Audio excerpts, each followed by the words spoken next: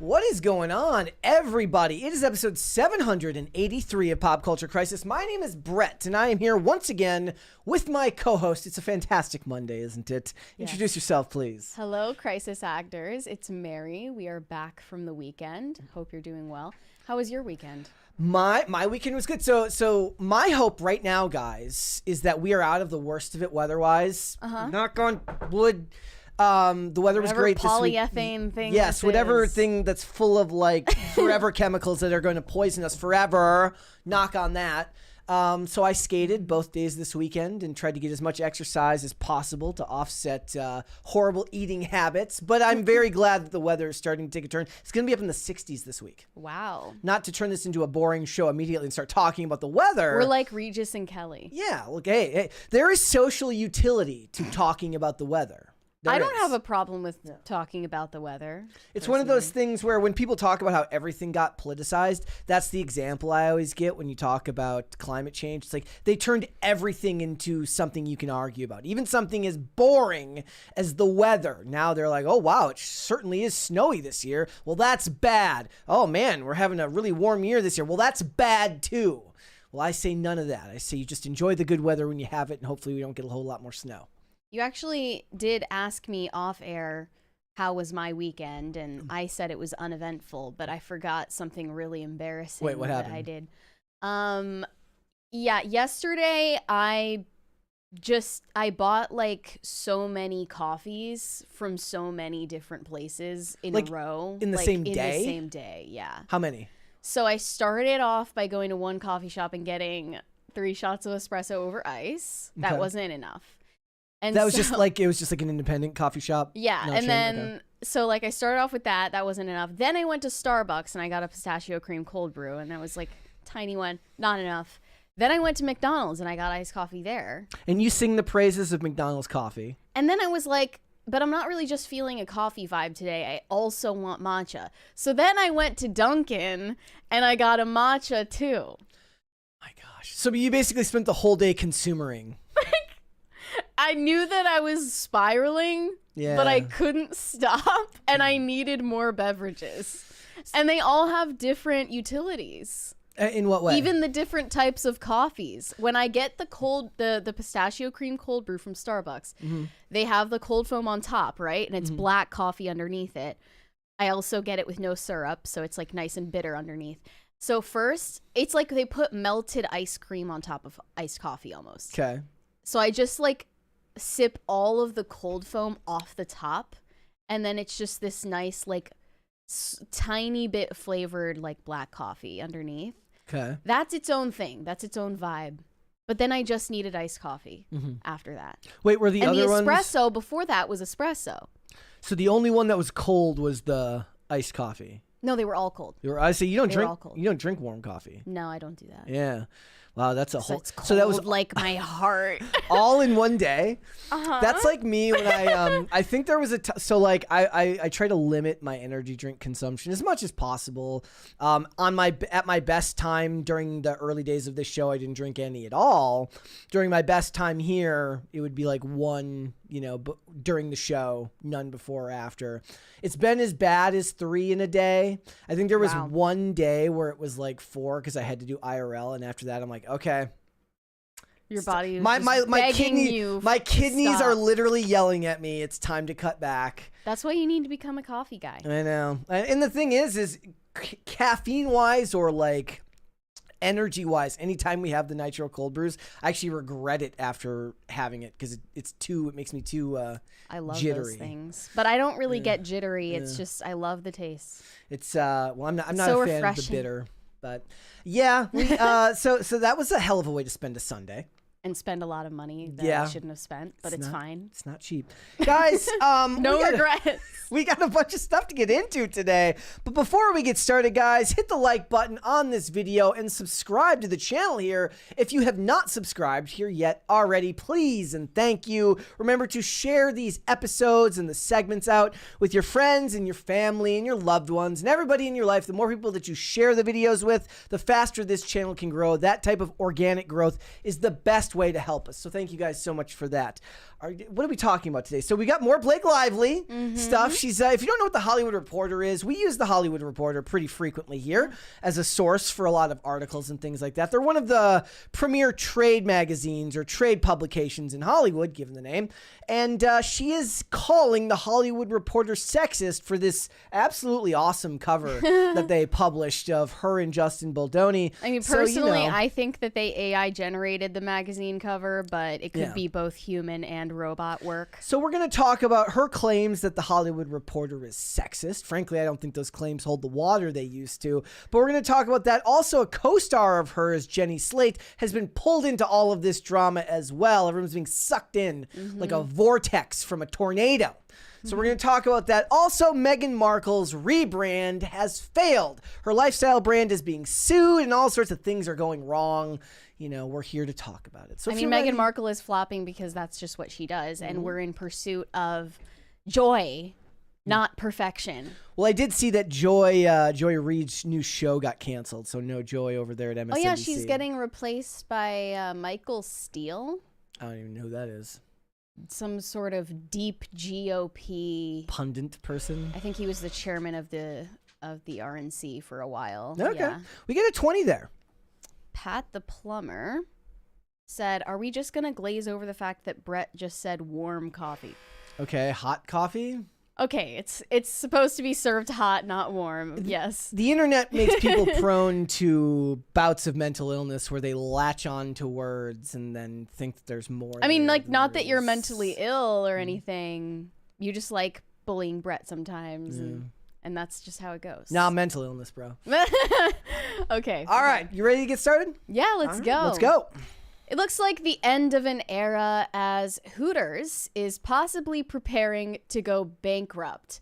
And this is in the midst of what everyone is calling the anti-woke vibe shift, where beers, burgers, and boobs are in. Unfortunately, Hooters was not saved by the good PR from Sydney Sweeney's Hooters-themed SNL skit either. That was last year, wasn't it? I mean, I think they were already about 5 years too late on this. Yeah. But yeah, it was last year. Here were a couple of responses I saw that made me laugh. "I knew the company would go tits up at some point, but I wasn't really keeping abreast of the latest news." Another one said, "Rebrand to Gooners and make it an esports cafe. I promise you it'll be McDonald's money." Honestly, probably. Just Gen Z rebrand Hooters to something that's somehow related to Twitch streamers. The thing is, though, guys, is that it's not going to work because so a lot of people I saw claims of calling this misogynist. They called the restaurant misogynist, which made me laugh because I was like, no, it's not losing out on Gen Z because Gen Z isn't misogynist. It's just that they're watching porn at home and they don't have to go to these restaurants. If only they had to embarrass themselves in real life. They can have the Dino Nuggies at home and watch their porn there for like half the price. Yeah, but Hooters was also successful in the age of porn. Yeah, but people were more social then. Yeah. People are not like it's the joke is I watched some Instagram reel the other day. It's like when I was 14, I stole my mom's car to go to a concert. My 14-year-old won't order food from the waiter when we go out to dinner. Yeah, but if you say that, you are the parent, so you're kind of calling yourself out. Oh no, the person but her putting that out there is kind of crappy to begin with. That's besides the point. Right. The point is for a long time the trope has existed that millennials even didn't like answering the phone. I have my own kind of in my brain reason for that, and it has nothing to do with social anxiety and everything to do with a bunch of like young adults being put into debt who then don't want to pick up and hear from their debt collector about how they owe student loans, so they just ignore the call. Yeah. I don't know whether that's necessarily true or not. But, Gen Z is not the first generation to be told that they were not happy to answer the phone or didn't like to talk on the phone and stuff like that. I know a lot of people who don't like that because they think text communication is faster. I remember Tim talking about saying, he's like, there's nothing that I can't communicate in a text that isn't automatically faster. The reason you talk in person is because it's about the tone of the conversation, not necessarily the information that has to be relayed. And I was like, yeah, but a lot of times both of these generations are now people that talk about tone policing and using the right emojis. And if you don't put an exclamation on the mark at the end, it's like you're yelling at them. And there's all sorts of problems with digital communication that they would still prefer rather than actually talking to a person in the real world. Well, if I'm telling you, I'm on the way in 15 minutes, see you soon, that's a text. If I'm going to tell you a story, that's a phone call. And you're right that Gen Z has a lot of phone anxiety and social anxiety in general. That could have something to do with the expiration date on a business model like Hooters, or there are other knockoffs. But the other ones are like Tilted Kilt. Twin Peaks is like expanding according to what they said here. So what's the menu? What did they do Literally right? everyone said menu. Like, what did they do right that Hooters did wrong?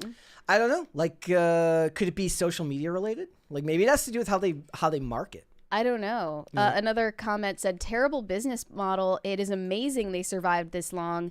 The appeal of Hooters is to take the slop of a strip club and the slop of chicken wings and put them together. That actually sounds like it should be a successful business model. It's actually a trope in movies and television of the guy who goes to the strip club for the buffet menu. But similarly to the downfall of Abercrombie and Fitch, we have a 20 from Cesario JPN. Hear me out. Take ideas from Japan to save Hooters. They have host clubs, maid cafes, muscle girl bars, etc. So we could have goth IHOP. I mean, goth Hooters, femboy Hooters. Maybe drop the Hooters part. I don't know. I think that there would be a stigma around the sexuality of it in America that would make people not want to go. But I mean, there's like those marketing ideas sound unbelievably on the young end. Like the ideas that he just put forth are for people on the young end, and I feel like the young people aren't going to want to do that. Like your market for this is supposed to be like literally families. Like Hooters is advertised as a family restaurant, and older men. I told you earlier, I saw the greatest meme that I've ever seen this weekend. It says Kid Rock makes music for guys who have their picture taken with the Hooters waitress, and I said I wish I was that clever on the uptake, because it's exactly what it is. But the point is that it's a business model that for the most part is only going to work if you actually have halfway decent food that will actually bring people there to get it. And you can get good food from a lot of different places. And restaurants as a whole fail all the time, even chains. Remember Red Lobster last year? Bankruptcy. It's funny that this is the timing of Hooters' downfall, because it reminds me of what happened to Abercrombie and Fitch, where they faced all of this legal action for supposedly discriminating in their hiring process. Yeah. They were hiring people based on hotness instead of retail experience, and their entire brand was about being exclusive and excluding people who weren't cool and hot and shredded. Yeah. And that's what, made them fall out of fashion, because it pissed off the people who didn't feel like they met that standard.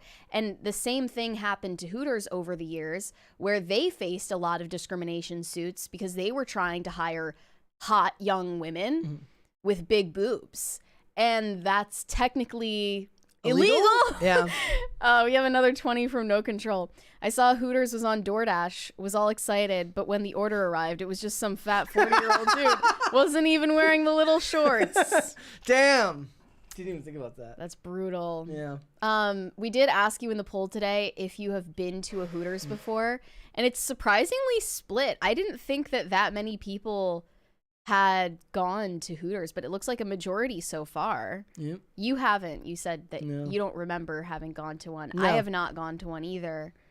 And I don't know if we even had any in Minnesota where I lived. I don't know if any of us would have ever gone there. I was also up the closest one to here, and it's like an hour and a half away. The most restauranting I did when I was young was like half price apps at Applebee's because I was poor. I would literally be more likely to go to Chuck E. Cheese for their food. Yeah. Well, I have told the story. I did one time order pizza from DoorDash from Chuck E. Cheese. Did you enjoy it? I did. It was amazing. I like it. It's kind of effed up, but I like it. It's like pizza cardboard. But they recycle it. I've said this on the show before. I don't know if people really believe me or if you think I'm doing a bit, but I'm telling you, Chuck E. Cheese recycles their pizzas. And what I mean by that is that if you order a pizza to your table and you don't finish it and you leave some slices behind, they take those slices to the back, reheat them, and they shape them into a weird non-circular pizza for the next people. So that's basically how COVID broke out. Basically, yeah. It's probably what gave me the sickness that I am just barely recovering from now. Okay. But this reminded me as well of Carl's Jr.'s recent Super Bowl ad featuring Alex Earl, who is one of the most prominent Gen Z podcast and TikToker personalities.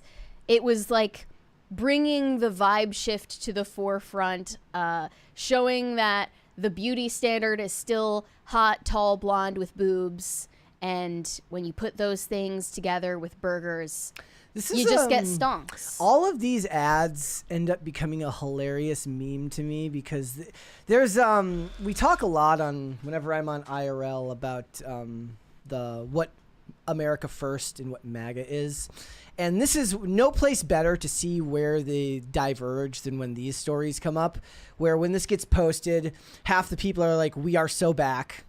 And then the other half of the people are like, "This is awful. We can't be doing this." And you get to see just where the socially liberal, fiscally conservative people diverge. It ruffled some feathers for sure. She also has the worst spelling of Alex ever. I was gonna say with an I. My hope is that it's a stage name and it's not how her name is actually spelled, or that But given her age, it probably is how it's spelled. I think her parents did that to her. Okay. Let's be real. Everyone's gonna be a hot mess after the big game. Been there, done that. And I've got just what you need to cure that post-party bug. The Carl's Jr. Hangover Burger. Egg, double bacon, yeah, you need that double bacon. Charbroiled beef, hash browns, cheese, and sauce. Just the way I like it. Her eyes are dead. Yeah.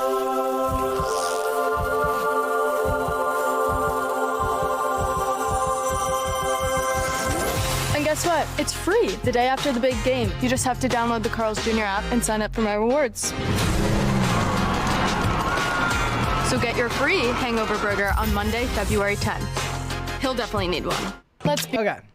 That's the concept. Colin Rugg, who tweeted out the video, said, Carl's Jr. brings back their iconic bikini Super Bowl commercials after an 8-year slump where they promised to end sexualized ads.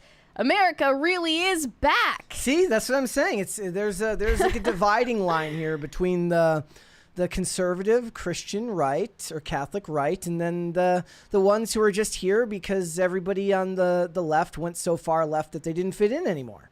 This move is the latest trend of companies abandoning woke positions and policies following Trump's election win. Like right after this was said, somebody probably referenced Creed and the Creed halftime show, and they were all mentioned in the same breath, I'm sure. Yeah, but there are disparate messages in that broadcast, given that Kendrick Lamar was the headliner for the Super Bowl, and that was like super woke, as is Kendrick himself. We didn't even have Carl's Jr. in Minnesota. We had Hardee's, which is basically the same thing. I think MeanToo, if it's on the East Coast, it's also Hardee's. West Coast was Carl's Jr. The only time I'd ever been to a Carl's Jr. was in like Northern California. But you know, I agree that it's the sign of a cultural shift, but it's only showing that we're not able to come up with anything new, because this is clearly channeling vibes from like 2003. Maybe they don't need new. Maybe what we need is a return to form. Maybe new is bad. Like, are the conservatives just people who want to rewind by 20 years? Yeah, so they can make conservative beer dad calendars.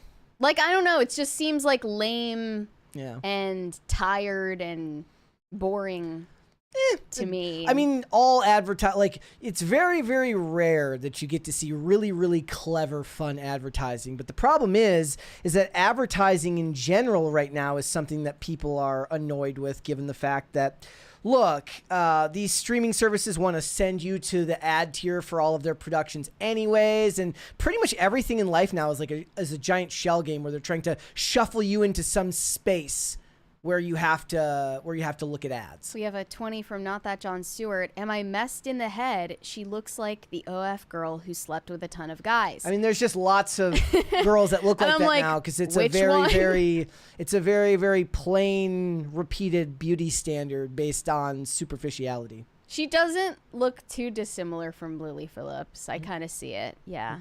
But I guess that's the point. They all look like they come off a factory line, and that's what Hooters envisioned for the type of women they would hire, but that's literally against the law. So it caught up with them eventually, and they just didn't recover fast enough to hop on that anti-woke bandwagon. Yeah, I don't think the fact that, like, literally all the arguments I saw about this were people saying that the menu sucks and hasn't been changed in, like, a decade. Yeah. So maybe that's the problem. Maybe they just they kind of rested on their laurels and didn't actually try to, like, Yeah. one of the we things, can coast on boobs, right? One of the things is like when you get into business and you get, especially in America and like in a country as hyper capitalistic as America, is like you don't get to just invent something and then ride that forever. You have to make changes along the way. Like, look at a store like Target, which is as popular as it is and has been for as long as it has. It's not like it entirely represents what Target looked like 20 years ago. Like, just including online ordering and updates to stuff like that. Like, they have to stay relevant somehow, and every business has to do that. And restaurants, more than almost any other, like, venture, fail. Like, all the time. That's why you only start a pizza joint or a diner because Pizza joint will they're always the lowest cost. Pizza joint will always be okay. Yep. All right, let's move on, guys. So we got a bunch of other stuff to get into today. One of the things over last week, I gave you guys my thoughts on Reacher Season 3, the first few episodes. We talked about Alan Ritchson and his weird, fight with Matt Gaetz, of all people. And people started having their conversations back and forth about woke Alan Ritchson, which is now transmogrified into the woke Reacher meme, which I really, really love, because the way I see it is there's two types of people on the internet. There's the ones who actually watch the stuff, and then there's the people who are kind of just there to consume the content. So a lot of these memes actually ended up tricking a lot of people who aren't watching the show, thinking they're things that were actually said in Reacher Season 3. And it all kind of comes back to the fact that Alan Ritchson is, of course, he's a shit lib. He's woke in real life. Yes, he is. So that's, I think this one from Oilfield Rando is the one that actually set everything off. It says, what are you going to do, Reacher? I'm going to show them what happens when you stop funding gender-affirming care in Guatemala. The thing is you can actually imagine Alan Ritchson saying that. That's the thing with him being a woke tough guy. If he just gets into a spat on Twitter with Matt Gaetz, I don't know who to side with. Like, he could actually just smack Matt Gaetz down to the floor. Yep. So, who's cooler? It's I think that neither of them are cool. The tough woke politicians by nature are not cool. And thank you. Thank you.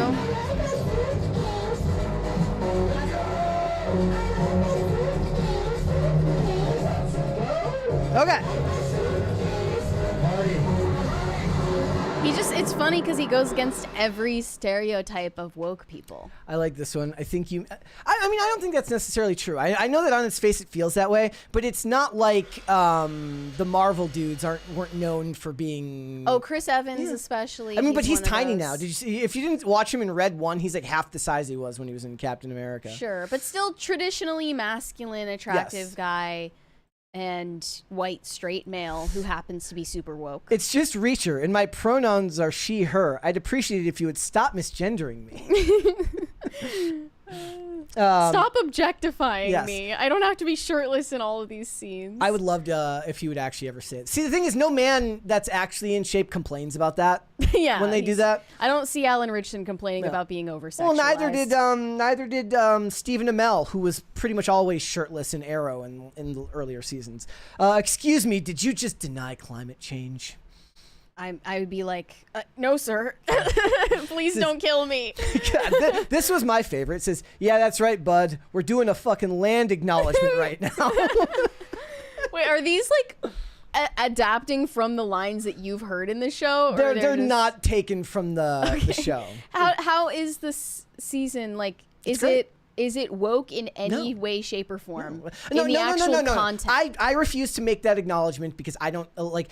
People use that word so subjectively that I will not. Somebody's going to find some way to say that it is. I don't think that it is. What would One of the things that I be? thought was really funny is like people were watching like the first 10 minutes of the show and then talking about how bad it is because he kept making mistakes. But what they don't realize, if they'd watched like 5 more minutes, it's actually part of a setup because he's going undercover. So everything was planned. But people watched the first 10 minutes and then just started talking, which made them look very, very stupid. But no, like nothing in that context, or at the very least, if there's something that you would consider to be that word, woke, there's nothing that I saw that was in any way a detractor from how good the story is so far going forward. Okay. Again, like I almost refuse to ever like you, because that's one of those terms that you never get, the argument never gets off the ground because people just sit there and argue about what it means. Like people were like somebody, I mentioned yesterday, I said like, I made a post about how the show High Potential ended the season with higher ratings than it started. And I said, that's freaking fantastic. Let's go season 2 and beyond. And somebody says, given like what the trailer looked like, I doubt it. And I was like, and I linked to the evidence and the info and they said like, it just seemed kind of woke.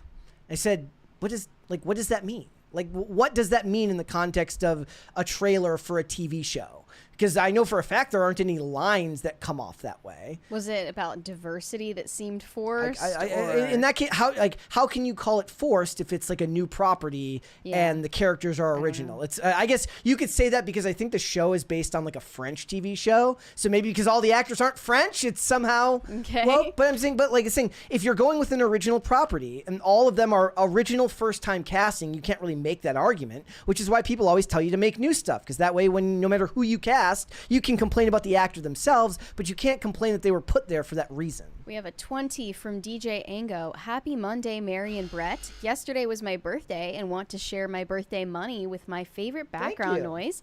You guys are amazing. And Mary, don't listen to the haters in the Timcast chat. You keep doing you. Correct. Well, thank you. I will keep doing me, but I still want my haters to like me.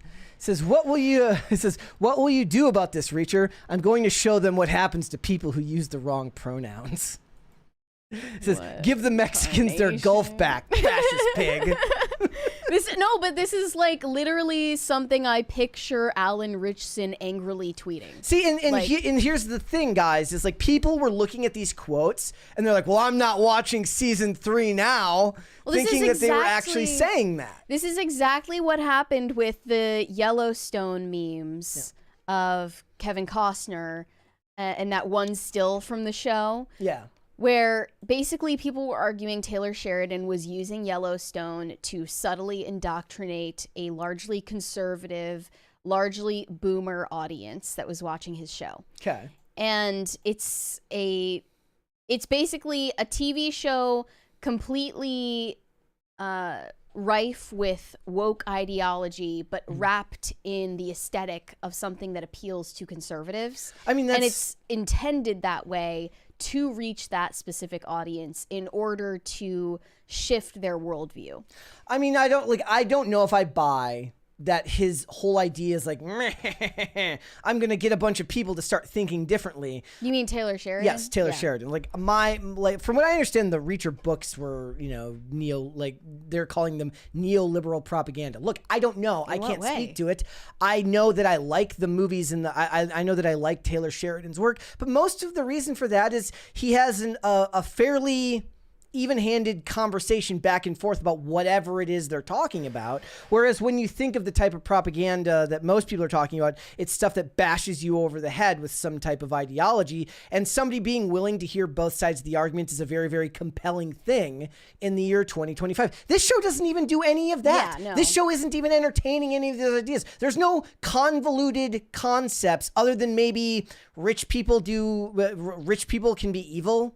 Sometimes fine. And even this in season 3, they've introduced what's the guy's name? Beck. Like at the very least, like he seems like a more layered character than the bad guys in season 1 and 2, meaning that like he's clearly caught up in this conspiracy, answering to somebody else, but he loves his son, at least from what I've seen in episodes 1 through 3. I haven't read the book, which makes him a more nuanced character than the bad guys were in seasons 1 and 2, who were just generic bad guys who had money. I'm also okay with bad guys just being generic bad guys. I am too. I love it. They don't need to have a backstory. Look, I don't want a tragic backstory, because these days when people give tragic backstories to bad guys, it's almost to justify their actions, because most of them are relativists who don't actually believe in any form of good and evil. Right? Yeah. So I look at all this stuff, and this is all, of course, bolstered by the fact that Alan Ritchson does have that reputation now. And I said Press X to doubt that it's going to kill the viewership on this. I think for a show like this to be as successful as it got to be, it's reaching people that aren't sitting on Twitter worrying about what Alan Ritchson says about politics. I could be wrong in saying this, but Alan Ritchson is still relatively a nobody in Hollywood. He's not a household name by any stretch. His show might be at this point, and that maybe speaks for itself. I saw this I would disagree tweet with that. defending him from a woke perspective.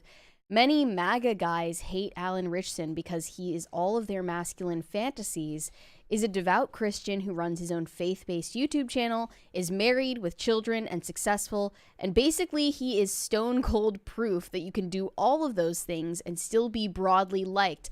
Now, the deceptive part is at the end there, he's stone cold proof that you can do all of those things and still be ideologically leftist, not be liked. But to them, Trump is, their political views are synonymous with an attempt to be liked. Yeah.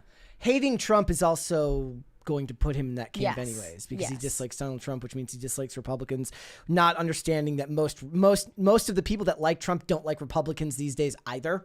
But that's a nuanced political discussion that, for all his faults and successes, I'm not going to expect him to understand that. Like that's the terminally online political take of somebody who pays attention to this stuff all the time. He's married, he's got kids, he's got his beliefs, he's entitled to those beliefs.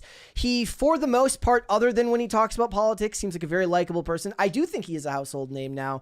Being in a Guy Ritchie movie, then doing Fast and the Furious franchise, to the point where he's not just in one, but he's now going to be in two. At the very least, he's getting there, and he's using this kind of in the same way, like the way I kind of see him in the same light as like John Krasinski after The Office. Like he's trying to elevate himself to the next level in his career, which is fine. And his politics are not going to prevent him from getting work. And say what they want to say, I don't believe his politics are going to kill his movies, because for the most part, normal people don't pay attention to what actors say. They just go see stuff that somebody that looks good. It could be an easier path for Alan Ritchson to reach that next level of fame and success if he could do an interview without spouting off. If he could adopt the Tom Cruise method of or things, the Glenn Powell or method. The Glenn Powell method of things, that would elevate his stature even more. He could learn a thing or two. But the reason, I still maintain that the reason Glenn Powell is as successful as he is now is not just because of his attitude in interviews, but he's worked very hard to get into producing, not just acting, and he's picking roles that are very, very unique. Not engaging in superhero fare for the most part, and seeming to pick unique stuff that speaks to his talent or what he's good at, and he's doing very, very well. Look, there's room up there for all of them for the most part. I just think it's funny because the problem with it is, guys, is like Hollywood has become so beyond parody that when they see stuff like this, they 100% believe that it could have been said. I mean, if somebody. if you believe that this was actually in Reacher, you're just Yeah. You have the anti-woke mind virus. It's just if you think there are land acknowledgements in Reacher. And the thing is, guys, it's like, look, I have this thing that I talk about where my hackles are up the first few episodes of any show, where it's like, it's very easy to lose me in that first 40 to 80 minutes of a show, because I'm looking for the garbage. I'm looking for it to start popping up somewhere. All the time. Yeah. I'm looking for the garbage. When I started watching High Potential, it was like that for like the first 2 episodes. But after that, it actually makes it easier. Once you get past that and you relax into the vibe of the show, then I binged almost the whole thing all at once because the season wasn't done yet. But if it starts to show up, I'll definitely catch it. But it makes it hard to enjoy those first few episodes because you're like looking for anything that's going to tell me this is a waste of my time. I don't need to watch. Because you haven't been endeared to the characters yet. And maybe if you already were, you'd be able to stick with it. Yeah. Like even with that show, I talked about how like it would have been great if in the show her first husband went missing years ago and she's looking for him. That's the overarching story that they pay lip service to every few episodes. And she's not married to her the father of her other 2 children. And I was like, what if they it'd be great. What if they were still married? But they can't really do that because they're going to bring the other guy back into the story. Like there was reasons why they didn't do that, but it would have been great to me. I was like, well, what if she actually has because they have a good relationship, but they're not like a couple anymore. I'm like, what if he was like not just a babysitter for his kids and kind of deferring to her at every, you could call that part of it maybe a little bit. He's a little bit Mr. Manny. Well, there are aspects like that I wouldn't necessarily call woke, because we're not talking about like gender ideology. We're not talking about, whites are the oppressors and systemic racism. We're not doing a bunch of buzzwords, but you see things that are inserted into storylines that I guess you could technically say reflect the personal lives of Americans today. There's a lot of like broken marriages, broken families, but they do it just because they don't want to show a wholesome family unit in any piece of entertainment, because they don't want to show an intact marriage. Most of the time where I see this type of stuff be a problem in the types of procedurals that I watch, it's where they put a woman into a role that would normally be done by a dude, and she's half his size and the guy's a whining baby. And it's just not in line with the way reality actually is. The start of that, here's why I wasn't allowed to watch Kim Possible. Do you remember Kim Possible? I didn't watch it. It was like definitely after your time, and I was watching Disney Channel at the time that Kim Possible was airing, and I wasn't allowed to watch it because it is the beginning of this feminist messaging in entertainment, but especially for kids, where all of the men are hopeless, stupid oafs who need women to come to their rescue. And that's why Kim Possible's sidekick, her friend Ron, is literally named Ron Stoppable. She's Kim Possible and he's Ron Stoppable because he messes everything up and he's stupid. And that's just like, the stupid husband trope. That's like Homer Simpson, obviously. But it's impossible to escape that. I wouldn't even call it woke. It's like something more sinister than that. It's really funny because I've got so every time me and Olivia finish a show, I start my search to find her something new to try and get her to watch. And we started watching Blue Bloods, which is about the Reagan family. And granted, I only watch it up to season 9, but in it, for the most part, it's pretty far in. It's like they just finished as like 14 seasons, and now it's getting a spin-off. Oh my like goodness. with the main character from the original Blue Bloods is getting a spin-off in another town. Like they're moving Danny Reagan to Boston. Mark Wahlberg's brother will never stop working. But the point of the show is like all the men are competent at their jobs, but only one of them is married. And he's actually a good example of like, he's a good father. And the tropes in the show about the problems in the relationship are very, very believable as problems that any wife or family would have with a husband who works in law enforcement and is gone a lot and faces a lot of life-threatening situations. Like it rings true. For the most part. And you don't see a lot of that these days in those types of shows. They tend to want to subvert expectations. But if you want to subvert expectations now, the only way to subvert expectations is to not subvert them. Yeah. It is. Like if you do shows now and there's like a husband who's like going to work at his masculine job and the wife's home with the kids, you would be like, when was this made? We got to introduce conflict somewhere, but maybe it shouldn't be familial. Once in a while. Look, I love the idea of like the family life being good. Like that's what Peter Burke was in White Collar. Pose a threat to the family. They did that in A Quiet Place. Peter Burke in White Collar is like, his home life is good. Him and his wife are good. She's got a good job. He's got a a good job.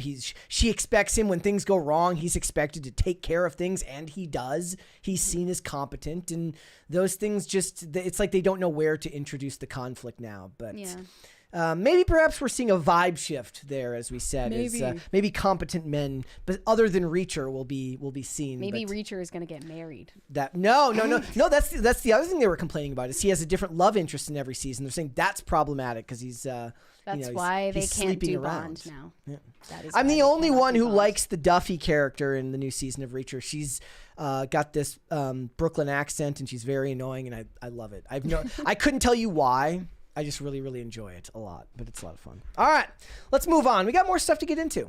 A trans-identifying actor named Hunter Schafer made headlines the other day with a public meltdown about the fact that under the new Trump administration executive orders, they are issuing passports and other government documents based on your sex, not your self-selected gender identity. And that includes Hunter Schafer's passport, which identifies male instead of female. And it just goes into this whole story about how Hunter Schafer is saying, like, I was traveling, so I was like filming a different project abroad. I got my passport stolen. I got an emergency passport, but once I applied for the new one after the election and after Trump's executive orders, they had me select my gender in the process, but it was instead cross-referenced with my birth certificate, which still says male. So they are now likely ordered to cross-reference everyone's new government-issued documents with their birth certificate, and they're going based on the information that's on your birth certificate. Yeah. People took this information and ran with it. All of Hunter Schafer's Gen Z fans are crying about it, saying that this is literally a genocide. And let's just hear it straight from the horse's mouth. 5 minutes? Yep. We'll go about 5 minutes in. After the long-winded story. Here we go. And I do believe it is a direct result of the administration our country is currently operating under. And I guess I'm just sort of scared. Oh no. Not loading. Hold please. Of is pop the way this stuff like slowly gets implemented.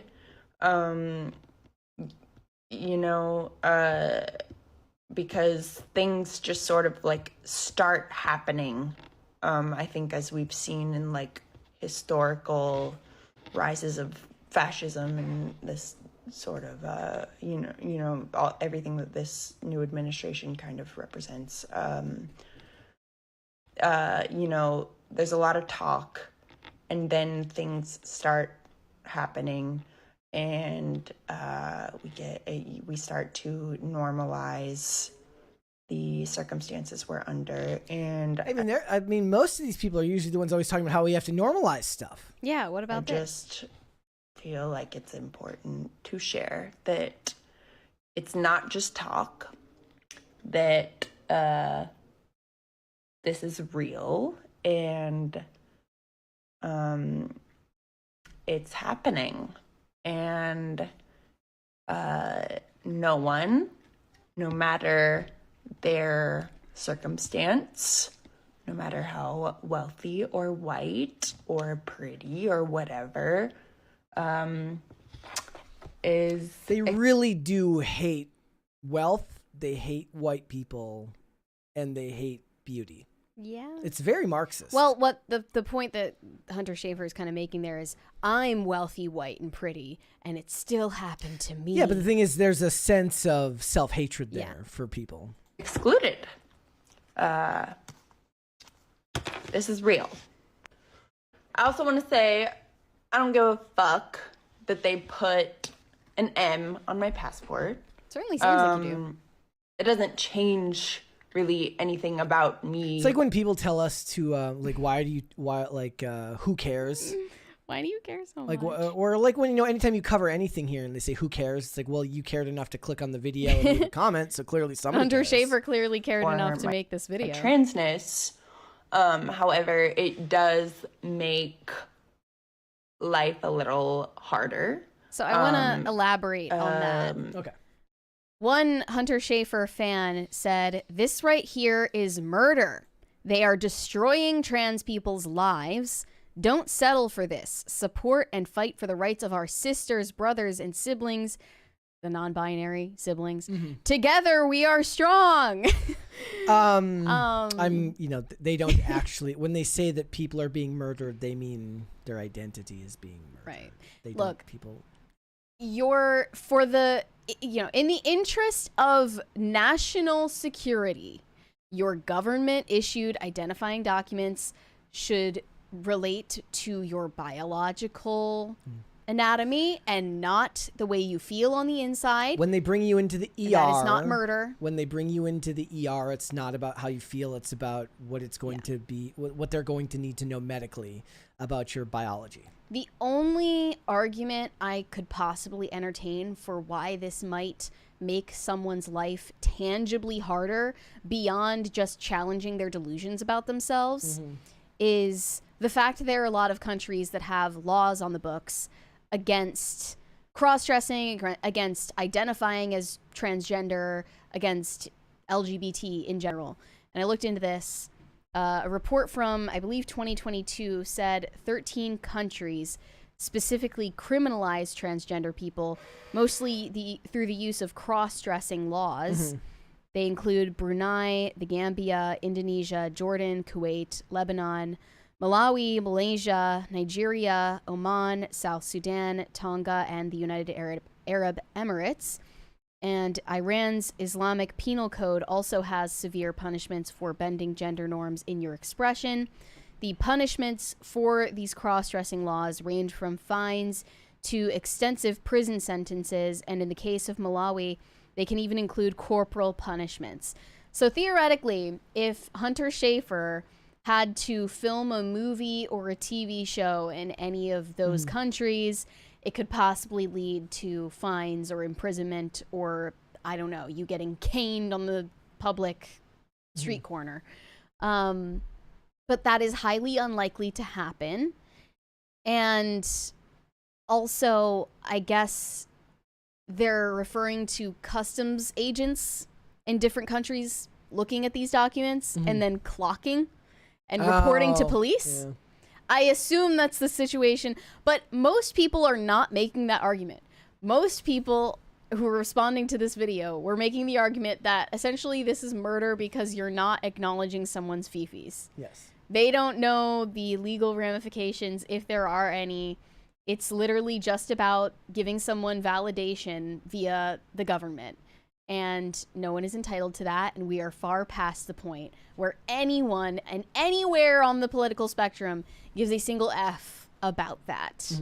I think that also was surprisingly an issue on the ballot this past election cycle, which is weird because it theoretically affects so few people in society. Well, yeah, that's right? what I thought was funniest about all this is like when they talk about it, like rising up, I'm like, it's still just such a minute number of people that they talk about, like a vocal minority, and they talk about a silent majority, and for the most part, it can't really move the ballot unless we're talking about extending that to the feelings of people who might consider themselves allies to them.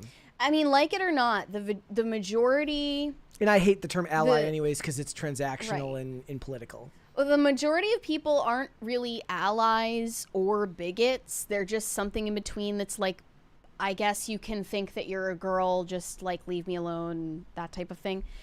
And I don't like that because I wish that people could just call out delusion and craziness where it exists. And they should realize that it has more potential to affect their personal lives and that of their family members and friends than they realize. But that is still the majority of people. I mean, most people do not think of you at all. It's like the meme that's like, you ruined my life, and it's like, I don't even know who you are. I mean, that's become more and more commonplace with cell phones and the self-importance that people tend to feel. Like, however you're feeling, likely what the truth is that nobody actually thought about you at all. Yeah. One really disgusting response that I saw to this whole situation is people comparing Hunter Schafer, the trans actor, to biological women in terms of, for lack of a better word, how fuckable they are. Okay. And that is kind of the undercurrent of all of this trans identity stuff is really that we are conflating femaleness with fuckability. Yeah, that's pretty much it. So this one woman on X said, "No one can convince me this dude," referring to Hunter Schafer, "passes as female." And this is an unfortunate looking woman, but she is a woman, and Hunter Schafer is not biologically a woman. Only one of these people is female.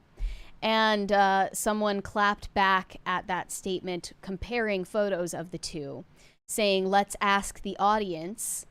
This girl put up a poll asking people who is female, and Hunter Schafer's fans flooded it with votes for Hunter Schafer. Polls on Twitter are always biased because your own audience are going to be the one that responds. But keep in mind, Hunter Schafer is like kind of the 1 in a million example that people use to justify gender affirming care, because the vast majority of people who use it, who turn to these cosmetic procedures in any number of extremities, they're not going to get the same results. And they also don't have entire teams of people dedicated to doing their hair, doing their makeup, styling them, giving them surgeries to, make them into this artifice.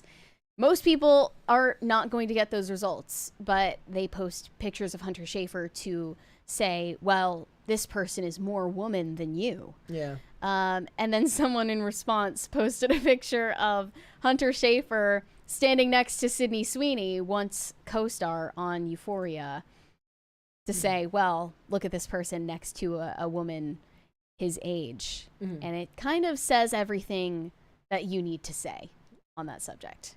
It is weird how much time is given to these topics now in society, considering what a small percentage of the population actually identifies that way. I think a lot of it has to do with the immense amount of wealth and privilege in this country. By privilege, I mean just the privilege to be from here and to not have to worry where your next meal is going to come from, like the only country in the world where the homeless people are fat. We have it very, very good here. All things considered, all the problems that there are in America, you are still better off than 98% of the world just by virtue of being born here. And when you live in a place that has that much, where the struggle is so simplistic compared to real life and death struggles that go on all over the world, you start to fight and worry about things that are less consequential than those of mere survival. I think it goes a little deeper than that, in that there is real confusion and anguish that people are feeling about issues of gender and sexuality. Yes, because they're not to be addressed. Because we live in a country where you don't have to hunt for your next meal. We live in a world where you don't have to hunt for your next meal, and you have less obligations to stay alive than you did when. Like we always talk about the idea to that it than that. But society has we've dummy-proofed society so much that you can survive even if you're a midwit or lower. That's me. But the point being is that, I'm not saying that those are the only issues, but I'm saying one of the largest factors is the fact that we have it so good here, and society and human beings need struggle that they go and find it elsewhere. No, you're right that these are luxury problems, essentially, and this is a luxury to be able to scream and cry about how oppressed you are on X. Correct. I agree with you on that. I do think that it goes deeper into the psyche of our collective society than just the fact that we're too comfortable.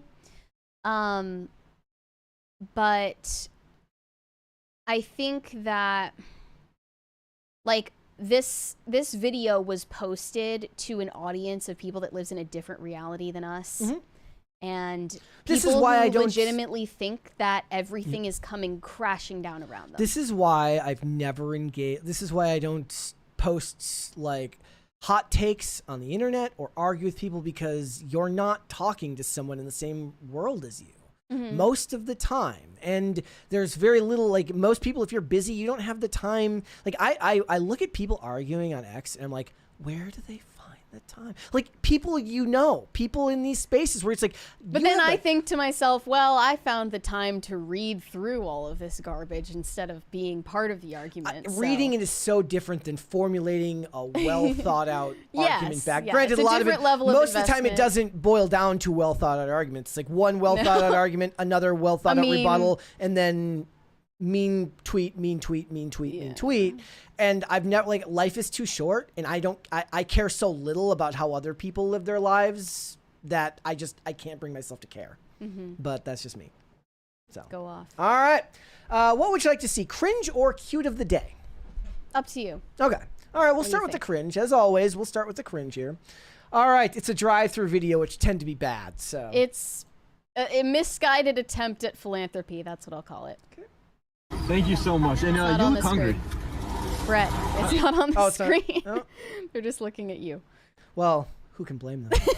Here we go. That's the cringe of the day. It's just you looking at the screen. sitting there. Thank you so much. And you look hungry. That was mean. Hey, can y'all get out the window, please? You look hungry. I don't care. Get the fuck out the window. Do you want a free meal? Nope. Get the fuck out the window. You don't want a free Bye. meal. Dude, get the fuck out the fucking drive-thru. Go. Say please, bro. Be respectful. Dude, I'm done being respectful. Get your ass out the fucking drive-thru. Have a great day, man. Okay, you too. Have a great A nice day. video too. Have a great Bye. day. Can I have a half a dozen donuts? Half a dozen donuts. Will you be picking them? No, you can pick them. All right. Will that complete your order? Yeah. No, you're good. I appreciate that, though. How's it going? Hey. Can you? Why do I always do this? Can you get we got your other coworker donuts, the guy with the glasses? The glasses. Oh, it's at the same place. You got him donuts. The guy with the glasses. The guy with the glasses? Yeah. What's his name? Why didn't you get his name? Acknowledge people by their names. We're trying to do a good deed. Can you bring him out? It's no such thing as trying. You're either doing your best at it or you're not doing it at all. Kobe Bryant of good deeds. What are you talking about? What are you talking about? Hey, we got you donuts, man. Okay, cool. Well, get the fuck out of my drive-thru. You don't want donuts? Get the fuck out of my drive-thru. We're just trying to. We got I off don't on the give a wrong. fuck I like about- that it's his drive-through now. So donuts, get the fuck out of our drive-thru. We got cars that are more important than y'all. Okay? Also, we will be contacting University of Tampa. You want donuts? No, get the fuck out of our drive-thru. Have a good Alright? one, man. Just go around giving people free food. The guy at Taco Bell wouldn't accept it. He was getting very mad. But you guys always give us great service. So, like, here's a half a dozen donuts. Share with your crew and have a good day. Can you believe that? I'm so confused. He's just filming random people who are just trying to do their jobs and making a joke out of them, but trying to seem like he's a really good person at the same time. Yeah, it's like it's the worst aspects of you. the worst aspects of the internet all coming together. Like, how do you think they feel when they're just being caught off guard and filmed by you? filming for clout? people is bullshit. You shouldn't. Do I would that. just be immediately like, okay, I'm not doing this. Like, close the window. You're not coming back here. You're banned for life. I Bye. did like that he got territorial. Like, this is my drive-through. Yeah, It's like- I was rooting for that kid. It's like the masculine urge to come up to somebody and be like, this is my town now. Like, nobody wants your half a dozen donuts. If they want to buy them, they would buy them for themselves. Correct. Okay. Go work for a soup kitchen for a couple hours if you want to do a good deed. No, but seriously, and without a camera. Without a camera. Without a camera. Or I'll All right. throw your phone into the soup. We'll do this one today. This one's from Matt Gingell. It says, this is my new puppy. Is it Zara? At 7 weeks, she's mostly clumsy and loves cuddling. Aw, I like very tiny. the blanket on the back of the couches, or on the back of the chair. It's a nice amazing. backdrop. Yeah, Aw, very cute. looks very happy. Okay, all right, let's get started then. On Friday, The Hollywood Reporter published a massive cover story about the Blake Lively-Justin Baldoni legal battle. And they created a very eye-catching cover for this story that depicts Blake Lively essentially as David and Justin Baldoni as Goliath. And she is slingshotting what looks to be text screenshots at him while he holds a copy of It Ends With Us by Colleen Hoover. And in the background, you can kind of see the orange, hazy skies of the Hollywood Hills. There are butterflies everywhere. I believe that this was generated by AI, personally. I only see 4 fingers on his hand. Yeah, that I immediately clocked. And the guy behind him. But maybe it's a mix of both AI and human hands at play here. Yeah. But it says, Blake versus Baldoni, an exclusive look behind the battle lines of Hollywood's uncivil war. The piece by The Hollywood Reporter was taking a very interesting angle to this entire situation. And basically what they were saying is, what if this was all a big misunderstanding, guys? Is that how it works? Well, they basically said maybe everyone is right in a way, if you think about it. If They're you taking my squint- approach. If you squint and tilt your head this way. The problem is with stories like this, though, is that they become like large scale information dumps. So you kind of just hitch your ride to whichever horse you think is correct, and you're never gonna know all the information anyways, unless you're obsessively watching like the deep dives from the people who are covering it regularly. Yeah. Otherwise, everyone's just judging on vibes. I think a huge amount of people are just following it based on Candace Owens reporting on it at this point. But what I want to focus on is just the reception of this illustration that they did, because a lot of people felt very offended by it, including Blake Lively herself. Again, this is the picture. I'm just putting it up Yes. for everybody to be able to see. Blake Lively felt deeply insulted by the depiction here. And she gave a statement to the Daily Mail about it. The Hollywood Reporter should be ashamed of itself. The framing in this picture is outrageously insulting, as it plays into every sexist trope about women who dare to file a workplace complaint, turning them into the aggressor, and suggesting that they deserve the retaliation that comes their way. I've never heard any of the tropes around women in slingshots. Can somebody tell me what the tropes are about women in slingshots? In addition, the story is extremely offensive, as it incredibly seems to explain away documented examples of sexual harassment and retaliation by calling them cultural misunderstandings. And other people who were defending Blake Lively said the same thing. The audacity to turn this whole case into a joke is effing alarming. I stand with Blake because I believe her. I don't care if people say she's not a perfect victim or whatever bullshit. It doesn't matter. Predators should be punished. Another one said, something is deeply wrong with your publication that you thought this disgusting cover would even remotely be appropriate. This is disturbing. Bro looks like he owns a puka shell necklace company. Well, he acts like it too. And that was basically the focus of the Hollywood Reporter's piece here. So I had looked into this just on a surface level a few weeks ago. Justin Baldoni happens to be a follower of a very little known boutique religion called Baha'i. Baha'i. I don't know exactly who founded it, but they went into some of the core tenets of the religion and its history and how many followers it has worldwide. Very few, by the way. But there is a small contingent of Baha'i. The hipster of religion. Yeah, it's the most hipster religion ever. There is sort of like Scientology, but to a smaller scale. There is a small contingent of people who work in Hollywood that are followers of this Baha'i religion, and Justin Baldoni is one of them.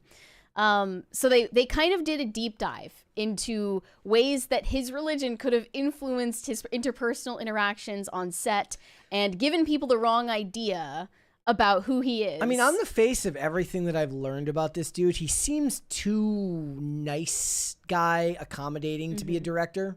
Like, most of the time when you hear about movie directors, they have to be kind of authoritarian, my way or the highway, just to get the project done.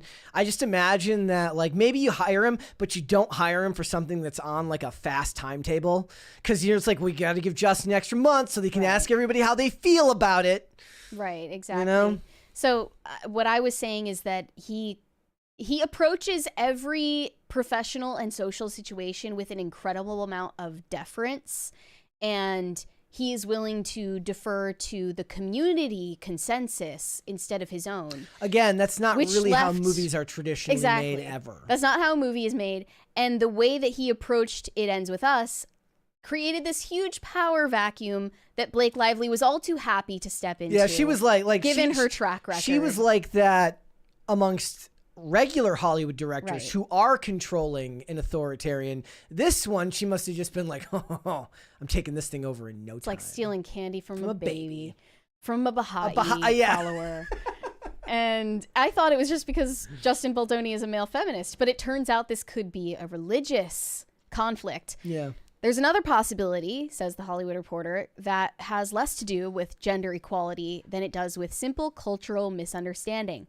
What if much of this, the alleged inappropriate hugging and pre-filming praying, could be explained as a clash between a very specific faith-driven community with its own unique mores and a much more modern post-MeToo one with its own set of beliefs and commandments? What if, like, when they go, like, I don't know, but I'm guessing that when they go to film The Chosen, that they don't have mass beforehand?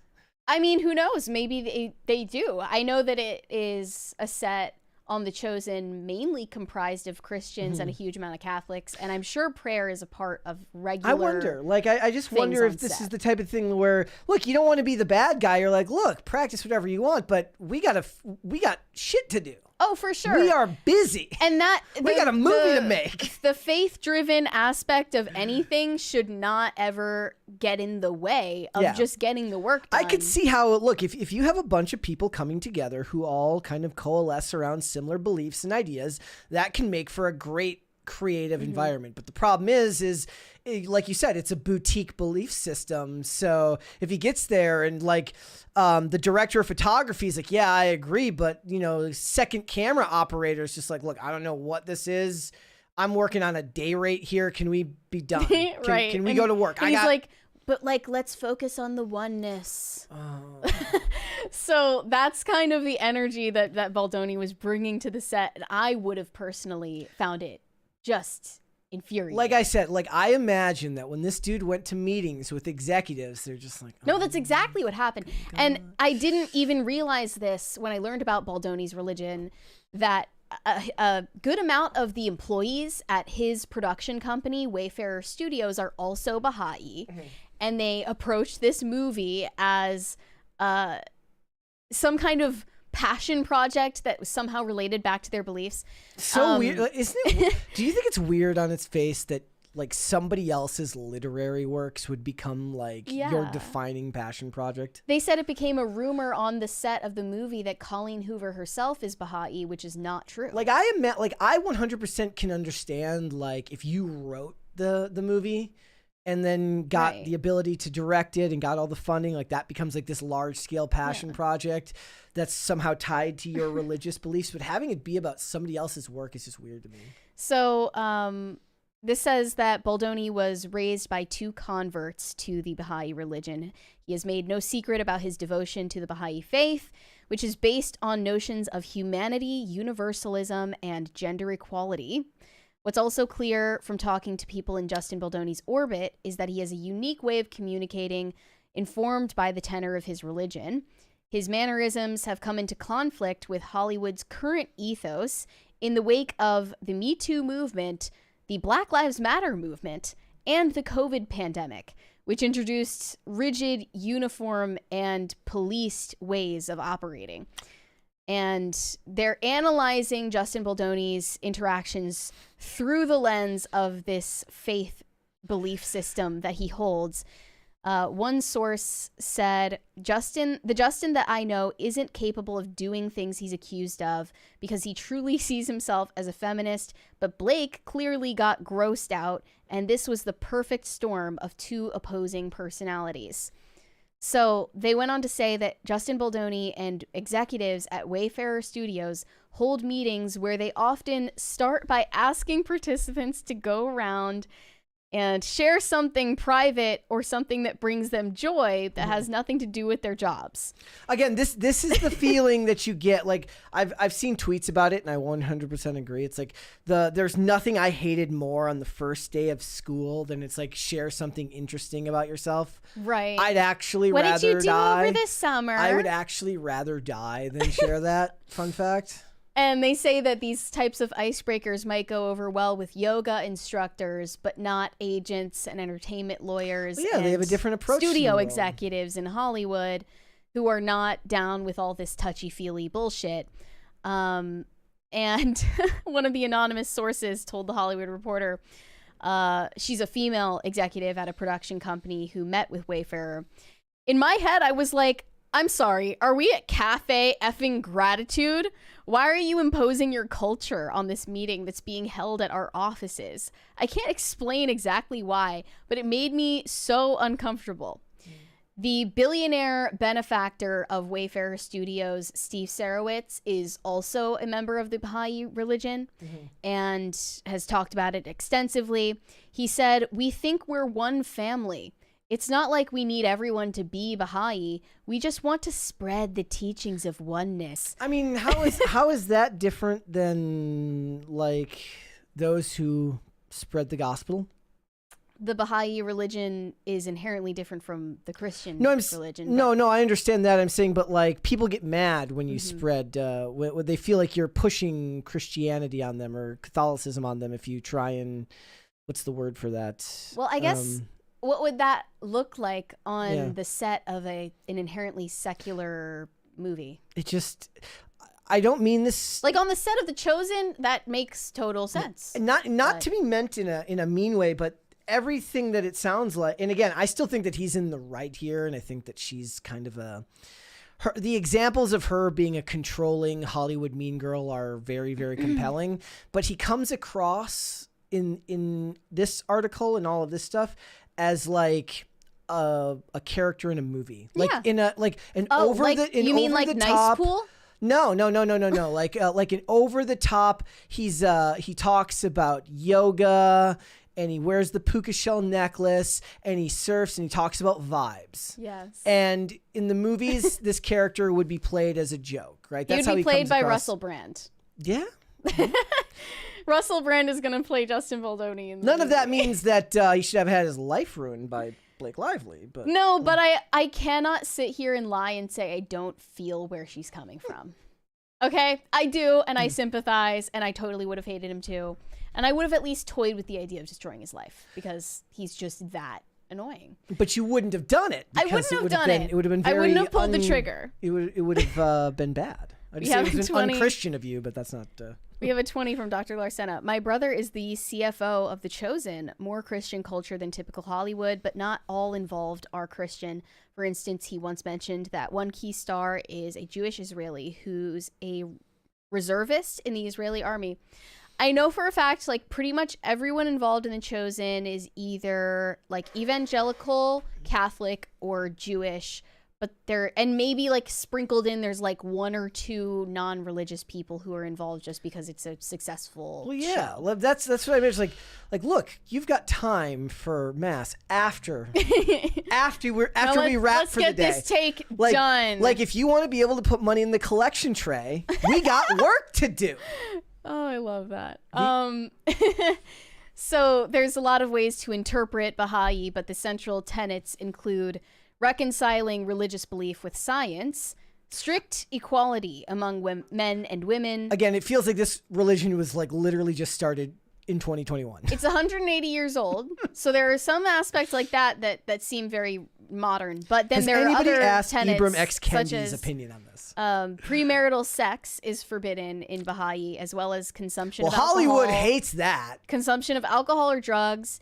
And their main rituals include prayer, fasting, and meditation. So there are different, perhaps what seem to be conflicting tenets in the religion. And Baldoni is not afraid to inject elements of his religion on set, not just in It Ends With Us, but in things that he had done prior. They talked to anonymous sources that worked with him in the past, and they said he talks about his religion a lot. What if he did that on Jane the Virgin? I mean, probably, in all likelihood, yes. And especially when he directed an episode of Jane the Virgin. That must have been, they did a little kumbaya circle before they started filming. I have no doubt. I wonder how long into the series it was. From what I understand, like, the actors on that show all got along very, very well. So at least the kumbaya stuff makes more sense when you've been working together for 5 years. I've never worked with a male director so worried about everyone's emotional and mental well-being. There was an openness and emotionality to Justin Baldoni's style that was more typical of a woman, and it probably wouldn't be an issue if this was a female director, but because of the preconceived notions of gender, I guess people weren't really cool with his touchy-feely maternal vibes. That's gonna signal, because despite what they tell you, Hollywood knows that for example, male feminists tend to be a cloak for something much, much darker, right? Yeah. So he's signaling something much darker with the way he is, but he actually seems to be a true believer. Maybe he's one of the rare ones that actually is everything that he says to be, but Hollywood isn't used to people being exactly who they say they are. They're used to you saying you are one thing as a cover for something much, much darker and more duplicitous. Value in You said, Mary, have you seen the movie Prophecy, 1995? Interesting watch, while mostly over-the-top theater, but I love your take on the closing monologue about faith, heaven, the human experience. Well, if it's a musical theater production, I'm never going to watch it, but I have not. I'll look into it, though. Thank you for the recommend. Basically, that was the focus of the Hollywood Reporter's piece that I feel like people are glossing over. And it ended by saying that Blake Lively considers herself the spark that will ignite the next phase of the Me Too movement. Quote, Lively has shared with friends that she considers this a fight that's bigger than her, one likely to be remembered as the spark that ignited the next chapter of the Me Too movement. It's amazing how somebody so self-important can act even more self-important, acknowledging her own level of self-importance. And like any good Me Too accusation, Blake Lively's claims are attracting other co-stars like flies to honey. Blake Lively is now pulling one of her co-stars named Jenny Slate into the fray of her legal battle with Justin Baldoni. This woman played the sister-in-law of Blake Lively's character in It Ends With Us. And I know that because I sadly took the time to watch this movie, and I was not impressed. But Jenny Slate allegedly has her own HR complaints to level at the Wayfarer Studios and Justin Baldoni. And I was expecting just something with a little more substance than what I found. But instead, the Hollywood Reporter says Jenny Slate's complaint was against Wayfarer's Jamie Heath. Who is one of the original founders of the studio, right? Yes. Him and the other guy. He basically just offered her free money, and she was offended by that. So this was about Jenny Slate's concern about a rental that she got in New York for filming. It wasn't just Baldoni who ran into issues when interacting with cast members. The Hollywood Reporter has learned more about the nature of the complaint that It Ends With Us actress Jenny Slate lodged, which is referenced in court documents with Slate's name redacted. It stemmed from an interaction she had with Heath about the apartment she rented in New York City, where It Ends With Us was shooting. Slate, who has a toddler, told him that she wasn't thrilled with the space that she had rented, but that moving wasn't an option because she didn't want to lose the security deposit, which was around $15,000. Jamie Heath informed Slate that Wayfarer could reimburse her for the lost security deposit so that she could find better accommodations. But apparently, he made the offer using language that made Slate so uncomfortable. Did she actually say what that language was? It only says here, sources say Jamie Heath focused so intensely on the sanctity of motherhood and Slate's role as a mother. Yeah, that does suck when somebody says that being a mother is a good thing and they're very happy that you're a mom. So these comments that he made about her role as a mother made her so uncomfortable that she filed a complaint to the film's distributor, Sony, about the incident, and she has not responded to requests for comment. Put a girl on. Thank you. They put another girl onto this case. The sad thing is like when I read claims like this, it's all kind of just, we're all going off vibes. Right. It's going off vibes, but the problem is Hollywood's done this to themselves. They don't deserve the benefit of the doubt. So. Right. According to a source, Jamie Heath has a different understanding of this interaction. He's told people that even when Wayfarer offered a kind gesture, it was weaponized against them.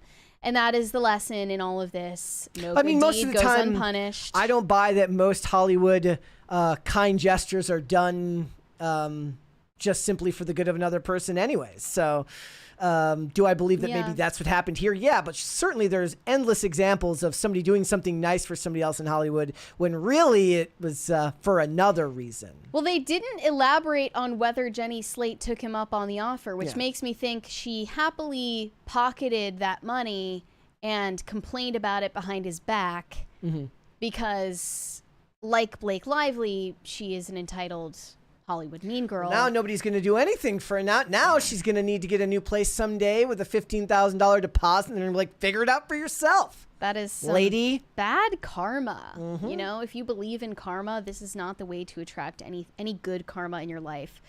In this one section of Blake Lively's amended complaint, it does refer to a female cast member whose name is redacted that I believe is Jenny Slate, but it could also be Isabella Ferrer, who played the younger version of Blake Lively's character in the movie. It says, on June 8th, 2023, a female cast member confided in Blake that she had difficulty having conversations with Justin Baldoni. He just wanted to hug. He just wanted to talk about the oneness. Feelings and being one with the universe. I mean, that's probably why. I would have difficulty communicating with someone like that, too. I mean, but doesn't mean that I'm a victim. I think that you're a little bit more self-assured and forceful than the average Hollywood actress. Than the average Hollywood actress who has had decades of experience dealing with people in this industry. It's wild. If Justin Baldoni were on that gay shit with me, I would just be like, cool it, brother. Like, I don't want to do meditation circles with you. I don't want to burn sage with you. I want to work with you and I want to make money with you. But aside from that, leave me alone. In that industry, very simple. It would be, and then you know what they would say, right? It's like if she said that to him, then they would say that they got blacklisted and that she was told that she was just putting up boundaries, but she was told that she was being difficult.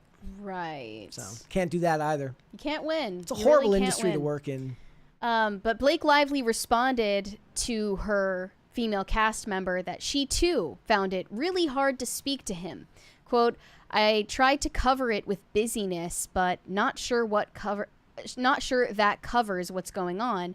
I think we're fine. We just have some stories to tell. And who knows, if it wasn't a shit show, maybe she meant, maybe we wouldn't have found each other in such an anchoring way. She also noted to her female co-star that they are both survivors with shared trauma. So they both suffered trauma at the hands of Justin Baldoni. Oh, are they talking about that specifically or past trauma?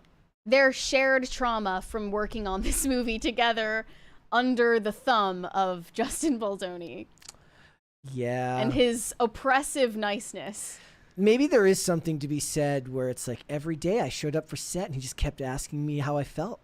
He kept asking me about my feelings. It's freaking obnoxious. Yeah, I agree. Every day Mary comes in here, I'm like, so, like, how are you feeling? Is like everything good? You good with everything? What's the vibes? You just start like burning sage in my face. It's like, you know what? I've got it.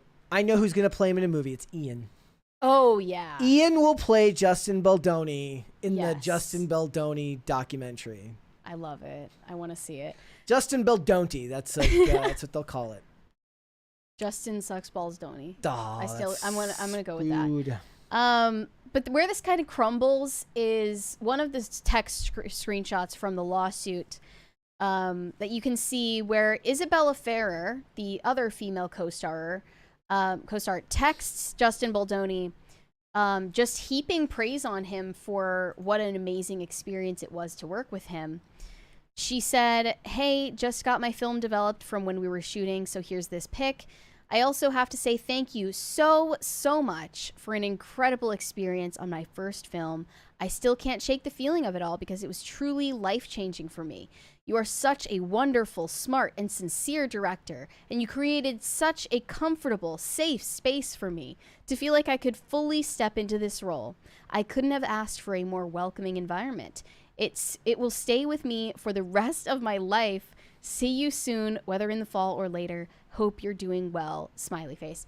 So just the most glowing review of Justin Baldoni as a director in private compared to what we're hearing about him in public, you know, kind of begs the question. I mean, it's those are three different people, though, right? We're talking about her, Yes. we're talking about Jenny Slate, and we're talking How about can three people have such opposite reads? It's different crazy. approaches to the business, right? Maybe it's So because Isabella Ferrer is Gen Z. she's new, and she's being introduced into a world that's usually very cutthroat, right? So that's the world that Blake Lively comes from. The cutthroat industry where the director is a drill sergeant who makes you do things a certain way just to get it done. There's actually, for people who prefer that working style, there's something safe in that. There's something safe because all of the onus is put onto that director, and that stops the actor from having to worry about how it's going to work out, right? If I was an actor and a director's like asking me how I feel about stuff or asking for input, I would think that they didn't have an idea about what they wanted. I would actually call into question whether they actually had any sort of inkling as to what this story is supposed to be if they're asking for too much insight. Now, it's one thing to ask for feedback or input or give an actor like, oh, you want one more take? This one's for me. That's one thing. But somebody who doesn't seem to have firm control over their own project could actually prevent a specific type of actor from feeling as if they're being used properly. Yeah.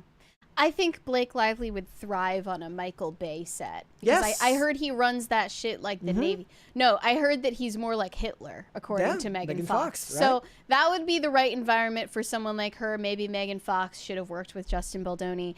I don't know about any of you, but the more Swap I read them out. about this case, the more that I myself find this anger in me against Justin Baldoni, and I kind of hate the guy. Like, I don't hate him, but I have disdain for people like him who act like him, who have his worldview.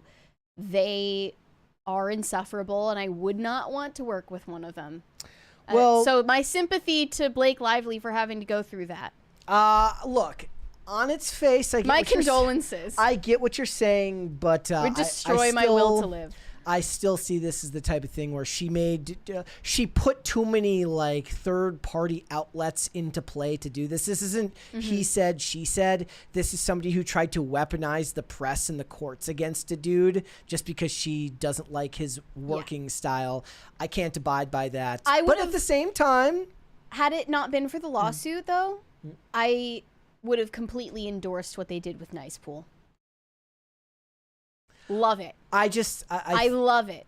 What he's learning is that his I feel bad for him in a way because he's a sincere person, right? It's one thing to have a revulsion for the ones that use it as a mask and are insincere about their beliefs, because there is something wolf in sheep's clothing about somebody who puts on this aura of niceness as a cover for a more nefarious nature. To see somebody who's actually like that, who when he's around people that seem to appreciate it, respect him for it, who just, in my opinion, picked the absolute worst industry to be that type of person in because it's just too cutthroat of a business to allow to be that empathetic and that giving. I kind of feel bad for the dude, and it makes me like her even less because they will then later say they want more people like him while doing everything in their power behind the scenes to prevent people like him from actually succeeding, which makes her even worse. Don't take them at their word. This is another thing that Justin Baldoni is going to learn. You don't just believe women about, when they're making accusations, but also when they say what they want, because a lot of the time they don't know what they want. And yeah, there are just many rude awakenings in store for people like Justin Baldoni. All right, let's go some super chats. Shane H. Wilder said, "Happy Monday, Brett and Mary. It's been a year since the Willy Wonka experience."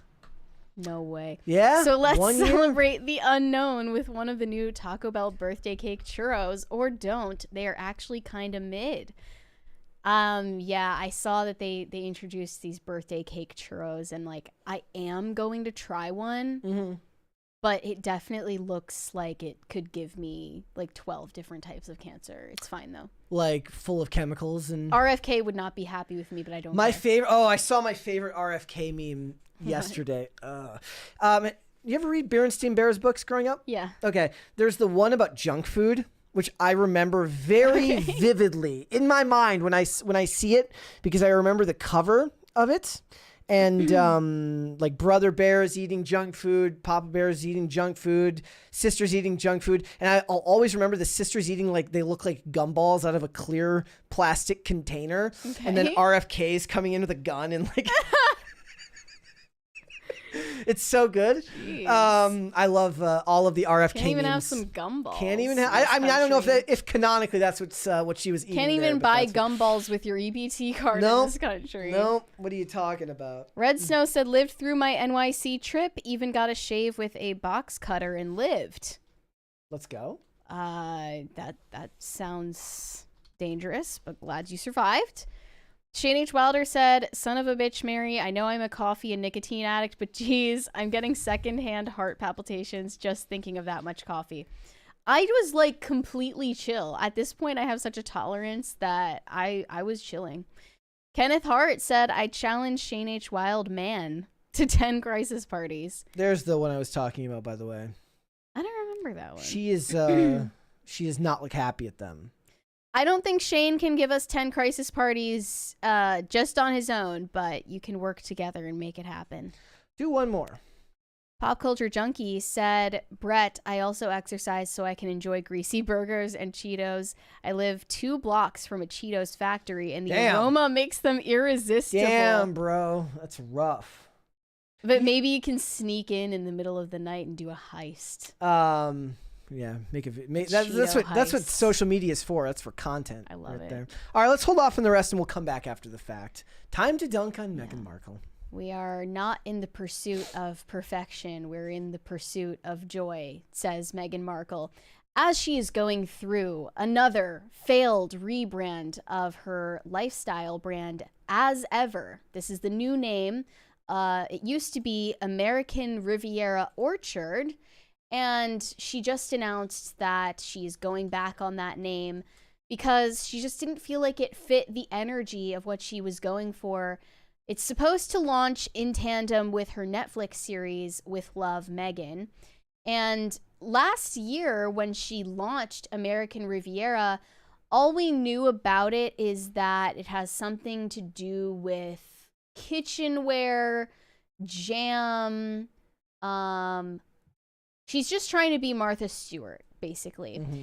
And the only thing she ended up doing with the brand in the course of a year is sending jars of jam to her celebrity friends. That is the only thing she ever accomplished with it the entire year. Right on brand for her. And she was also denied for a trademark to use the name American Riviera Orchard. Her legal team failed to inform her that you cannot just name a brand after an actual location in the country, which already has a name. So this was through a long-standing trademark battle. Basically, they had issues with regulating the name because it's already describing the place where Meghan and Harry live in Santa Barbara. And the addition of the word orchard didn't make a difference in the dispute. And now she has to use As Ever. And that's kind of her whole thing now. With love, Meghan. As ever. Yours truly. Sincerely. She should bring back the phrase as if from when I was... yeah. As if. Add a little bit of cheek to your brand. So she posted a video on Instagram that was choreographed to seem totally off the cuff and spontaneous, with Harry filming it behind the camera. Let's take a look at this cringe fest. Millennials and Gen Xers will never be able to manufacture the authenticity that Gen Z is able to manufacture without even thinking about it. Oh, yeah, you're right. And I'm not saying that Gen Z is more authentic. I'm saying they're better at faking it. Mm-hmm. So here we go. Oh my God, is this on? Millennial pause. I'm shocked we've kept this a secret for so long. In 2 weeks, my show's coming out, which I'm so excited for. And also my business, which I think there's been a lot of curiosity about. Last year, I had thought, you know what, American Riviera, that sounds like such a great name. It's my neighborhood. It's a nickname for Santa Barbara. But it limited me to things that were just manufactured and grown in this area. Then Netflix came on not just as my partner in the show, but as my partner in my business, which was huge. So I thought about it, and I've been waiting for a moment to share a name that I had secured in 2022, and this is the moment. And it's called As Ever. As Ever essentially means as it's always been. And if you followed me since 2014 with the TIG, you know I've always loved cooking and crafting and gardening. This is what I do. And I haven't been able to share it with you in the same way for the past few years, but now I can. So as things are starting to trickle out there, I wanted you to hear it from me first. Of course, there will be fruit preserves. I think we're all clear at this point that jam is my jam. But there's so many more products that I just love that I use in my home. And now it's time to share it with you. So I can't wait for you to see it. Thanks, guys. I think we're all clear that jam is her jam. That was about the most authentic sounding part. 13 cuts in a minute and 13 seconds. Not too bad. That's okay. It's not too bad. I'm sure there are less in the Netflix show. But the only thing that exists in the As Ever brand currently on Instagram is a photo of what looks to be Meghan drizzling honey on a croissant on a table that also has some of her As Ever jam sitting on it very gracefully. And I feel that's it. I don't know what she's doing. You know what it is one of the hallmarks that I've seen from people who are very successful in the social media space, not necessarily traditional Hollywood, but the social media space, is they have more than one interest. They have whatever their main platform is, but they like other stuff too. And your whole identity doesn't become just whatever it is you do for work. You have something else about you. It's like Henry Cavill being a gamer. Yeah. She doesn't really seem to have anything like to really use as a launch point. And what she does have is such a crowded market that she'd have been better off with like makeup. Oh, for sure. I never even thought about that. But like you're right. Her lifestyle stuff, it's just like you have to like live, eat, and breathe it, and you have to fit the vibe. Yeah. It almost seems like she's trying to dress the vibe. She could have done like furniture or like home decor, you know?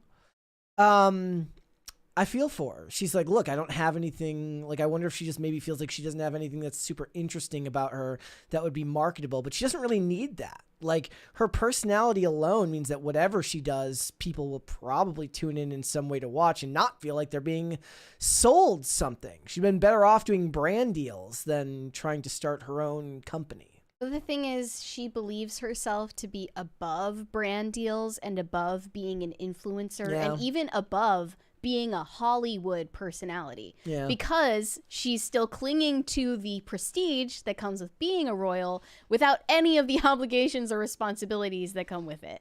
So she wants to be in this upper echelon with all the power and none of the responsibility.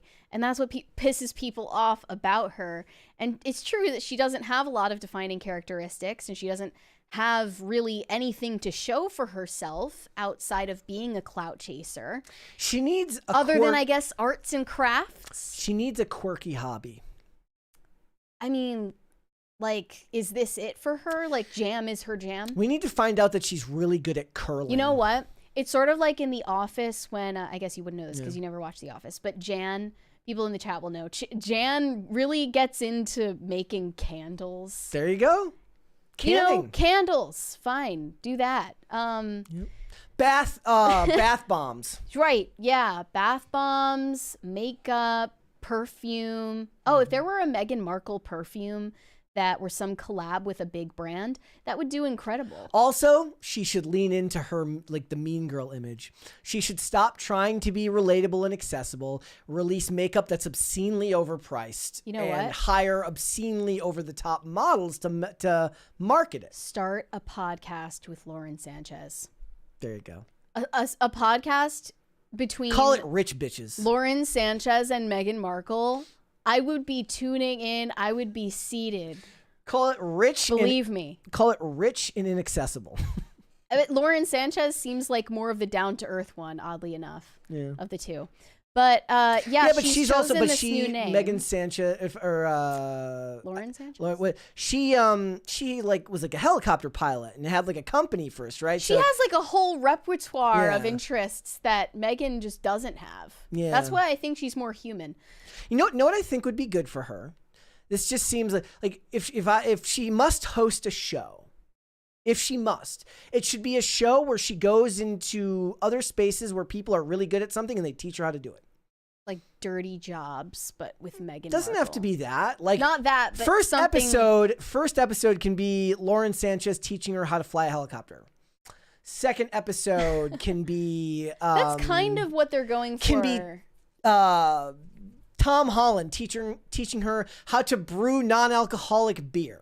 Yeah, why not? Like, there's something there for her.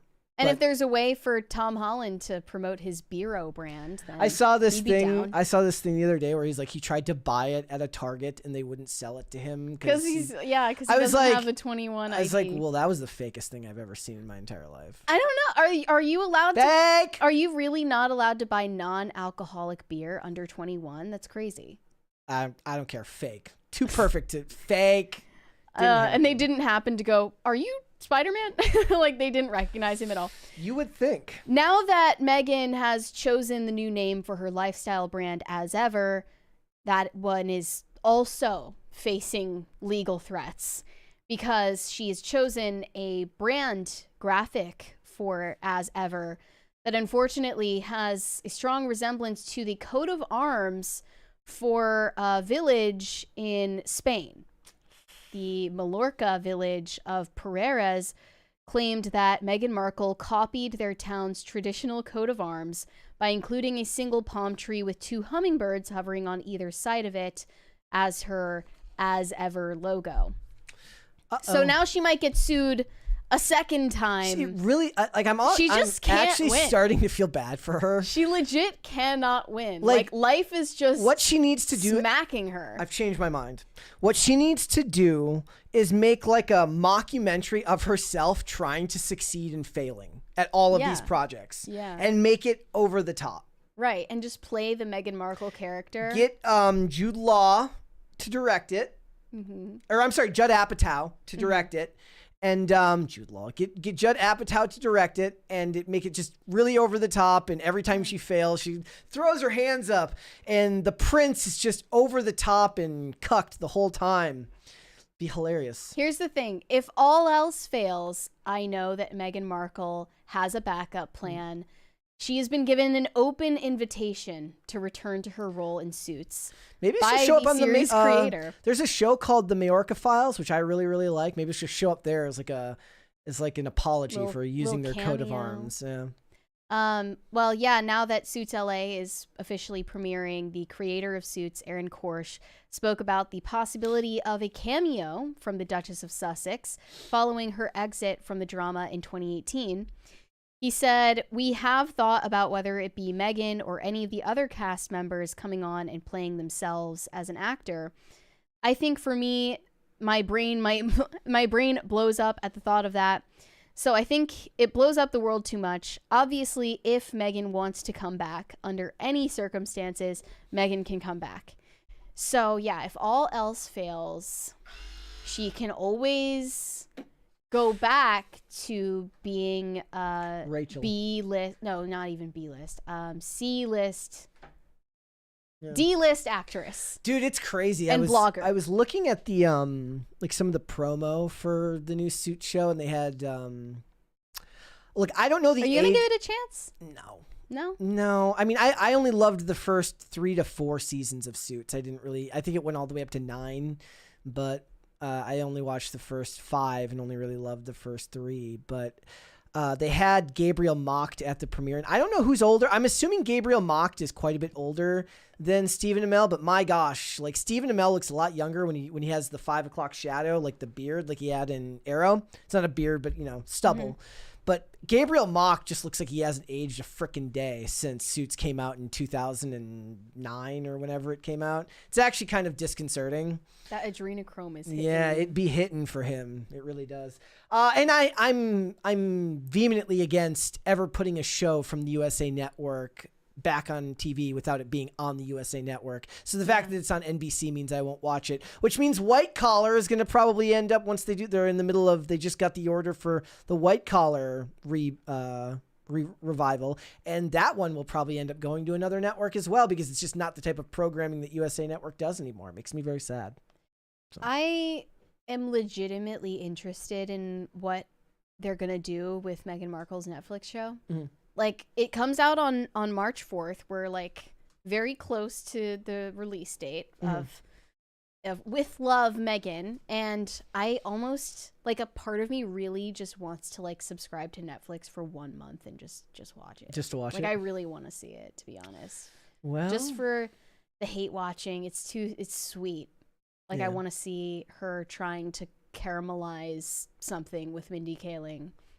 And like trying to pretend that they're actually friends. See, that's what they should do, is they should make a spoof version of this where they don't like each other, and like everyone there doesn't try to pretend to be friends, and they're all, or it shows like the behind the scenes stuff where it's like in front of the camera they're all sweet and nice to one another, and as soon as they hit cut, like they move as far away from each other as they can possibly get, and it's like, I hate that bitch. I love it. Yep. You have great ideas for her career. I think that you could really revamp her. I could help you, Meghan Markle. Just send me an email. I want to join the consultant class anyways. All right. Let's finish up our super chats. Greg Duvier said, I would run to the phone to answer it. In what? In relation to what? I don't know. Greg Duvier said, Brett, there was a Hooters in the Mall of America. Oh, I think he was talking about phone anxiety. So that it didn't exist. I did not ever go to the Hooters at the Mall of America, but I didn't go to the Mall of America for a very, very, very long time. Like when I just didn't have a car for years, I was never going to the Mall of America. So the first time I'd been to the Mall of America in like 10 years was like last summer. Do they have a way to get there on public transport? I mean, not from where I was living, and I wouldn't do that anyways. Yeah, no. Red Snow said, hot blondes plus burgers equals stonks. The math is mathing. It is. Red Snow said, is it illegal to not hire ugly strippers? Well, you know what? They get the lunch shift, man. They get the lunch shift. Brian Bledsoe said, actually went to a Hooters 2 years ago after a Dave Chappelle show while waiting for an Uber. How was it? Did you like the food? Did you like the women? Were they nice to you? Were they nice? Omega Red fan said, Thad from Blue Mountain State, funny show, is all I see when I see Richson. Yes. They're bringing that back, by the way. They're reviving Blue Mountain State. Right. Old Mountain State. Brian Bledsoe said, I feel like this is a safe space to say there was a time where I tried to visit every Hooters. Yeah, I know. Those were low times. How? You were going on like a whole domestic trip around the country? How is that even possible? This is exactly how my brain works too, because the other day we were in the car. It was one of those times where Olivia was saying something to me and I'm kind of tuning out. And it's because in my mind I was like, what if we went on like a trip where we went to every Target in America? How long would that take? And I'm sitting there looking, like I start looking at my phone. I'm like, how many Targets are there? Why would you want to go to every Target? They're all the same. I have no idea. We were at a Target recently, and this is what my brain does, because I'm kind of clinically brain dead, and my brain goes off on tangents, and I'm like, what if I wanted to go to like every mall, or every like what was the other one that I was thinking about? Every Cracker Barrel in America. That I understand a little more, because it is a road trip destination. Yes. Yeah. Red Snow said, Brett, watch Yellow Jackets. I want the review. I get that suggestion, and I get White Lotus a lot. Maybe. Look. I just started Paradise with Sterling K. Brown. It's kind of like the Dome. It's kind of like Wayward Pines, which I liked a lot. I did too. In a very different way, except for why the fuck is everything so flat? Why is there no color or lighting for anything anymore? It just looks like somebody slapped a blue filter over the raw camera footage and called it a day. I heard that that's actually a sign of the rise of fascism. I bet. I heard that recently. And if everything was red, it would and be if you the were ride media of- literate, you might know that already, That's but what you I- don't because you're not media literate. And what's annoying about it is like I saw the comparisons to Wayward Pines. So what I kind of did, because I can't ever keep my brain going in one linear path, I put Wayward Pines back on, and I'm looking at this show that was like an NBC show from 2015 or something like that, and it's way more beautifully lit and structured better than what I'm looking at for this show that's on Hulu, which means it's a Disney show. It was made by the bigwigs over at Disney. You're telling me you can't hire a guy to light the place? Well, we'll see the same thing. Did you in see the Snow video? White. Did you see that soul-crushing video of how they made Ghostbusters Frozen Empire and none of it was real? They didn't go to New York for any of it. It was all blue screen. No, but I knew that already. It didn't because look. I watched it and it looked like shit. No, it did not. Yes, none it of did. none of those Yes, it scenes did. looked like shit. She's wrong. Yeah, they did. She's wrong. No Control said Alan Richardson is trying to be the new John Cena, needs to say the right Hollywood things to advance to big movie parts being a straight white male. John Cena is a very. follows. I disagree. I mean, maybe the Hollywood part, but John Cena came from the world of WWE where he was kind of positioned front and center as the guy. And when you're the guy, you have to be politically correct, which is funny because from everything I've been told, I watch a lot of wrestling interviews, is he has a very, very dirty sense of humor. So it's very different from his public persona, which is very kid friendly. Remember, at one point he had granted more Make-A-Wish wishes than anyone had ever done before. But he also said in an interview that when they were going to turn him heel, he was going to stop doing that. It's just like, fuck them kids. Like they didn't end up doing it. They didn't end up turning him heel. But he's like, if I'm doing it, I'm committing to the whole bit. Yeah. John Cena is one of those guys where I understand, like, he's never going to live down his apology to China for acknowledging that Taiwan is a place. For saying Taiwan is a place. Yeah. But when it comes to like the idea of work ethic and gratitude, he's somebody that I think is really, really good. Even if I think that he is kind of falling in line with the Hollywood things. You can be more than one thing. Shane H. Wilder, married to Brett, you look for the garbage to avoid it. I look for the garbage to relish in it. We are not We're the not same. the same. We're not the same. LOL JK. It's kind of true though. Surenko Productions said Ron starts as the loser, nerd, underdog archetype, but as the show progresses, he becomes more competent, unlike Kim, who gets little to no character development. Well, I guess I wouldn't know because I wasn't allowed to watch it. Big Dave sent us 99 cents without a message. Thank you. Thank you, Big Dave. Guys, we're about halfway to a third crisis party. We should do that. I'm just Surenko saying. Productions said, wait, is that a Dunkin' Kentucky Fried Taco Bell? That's what I was wondering, but I'm pretty sure that he goes to the KFC Taco Bell first. They hate him.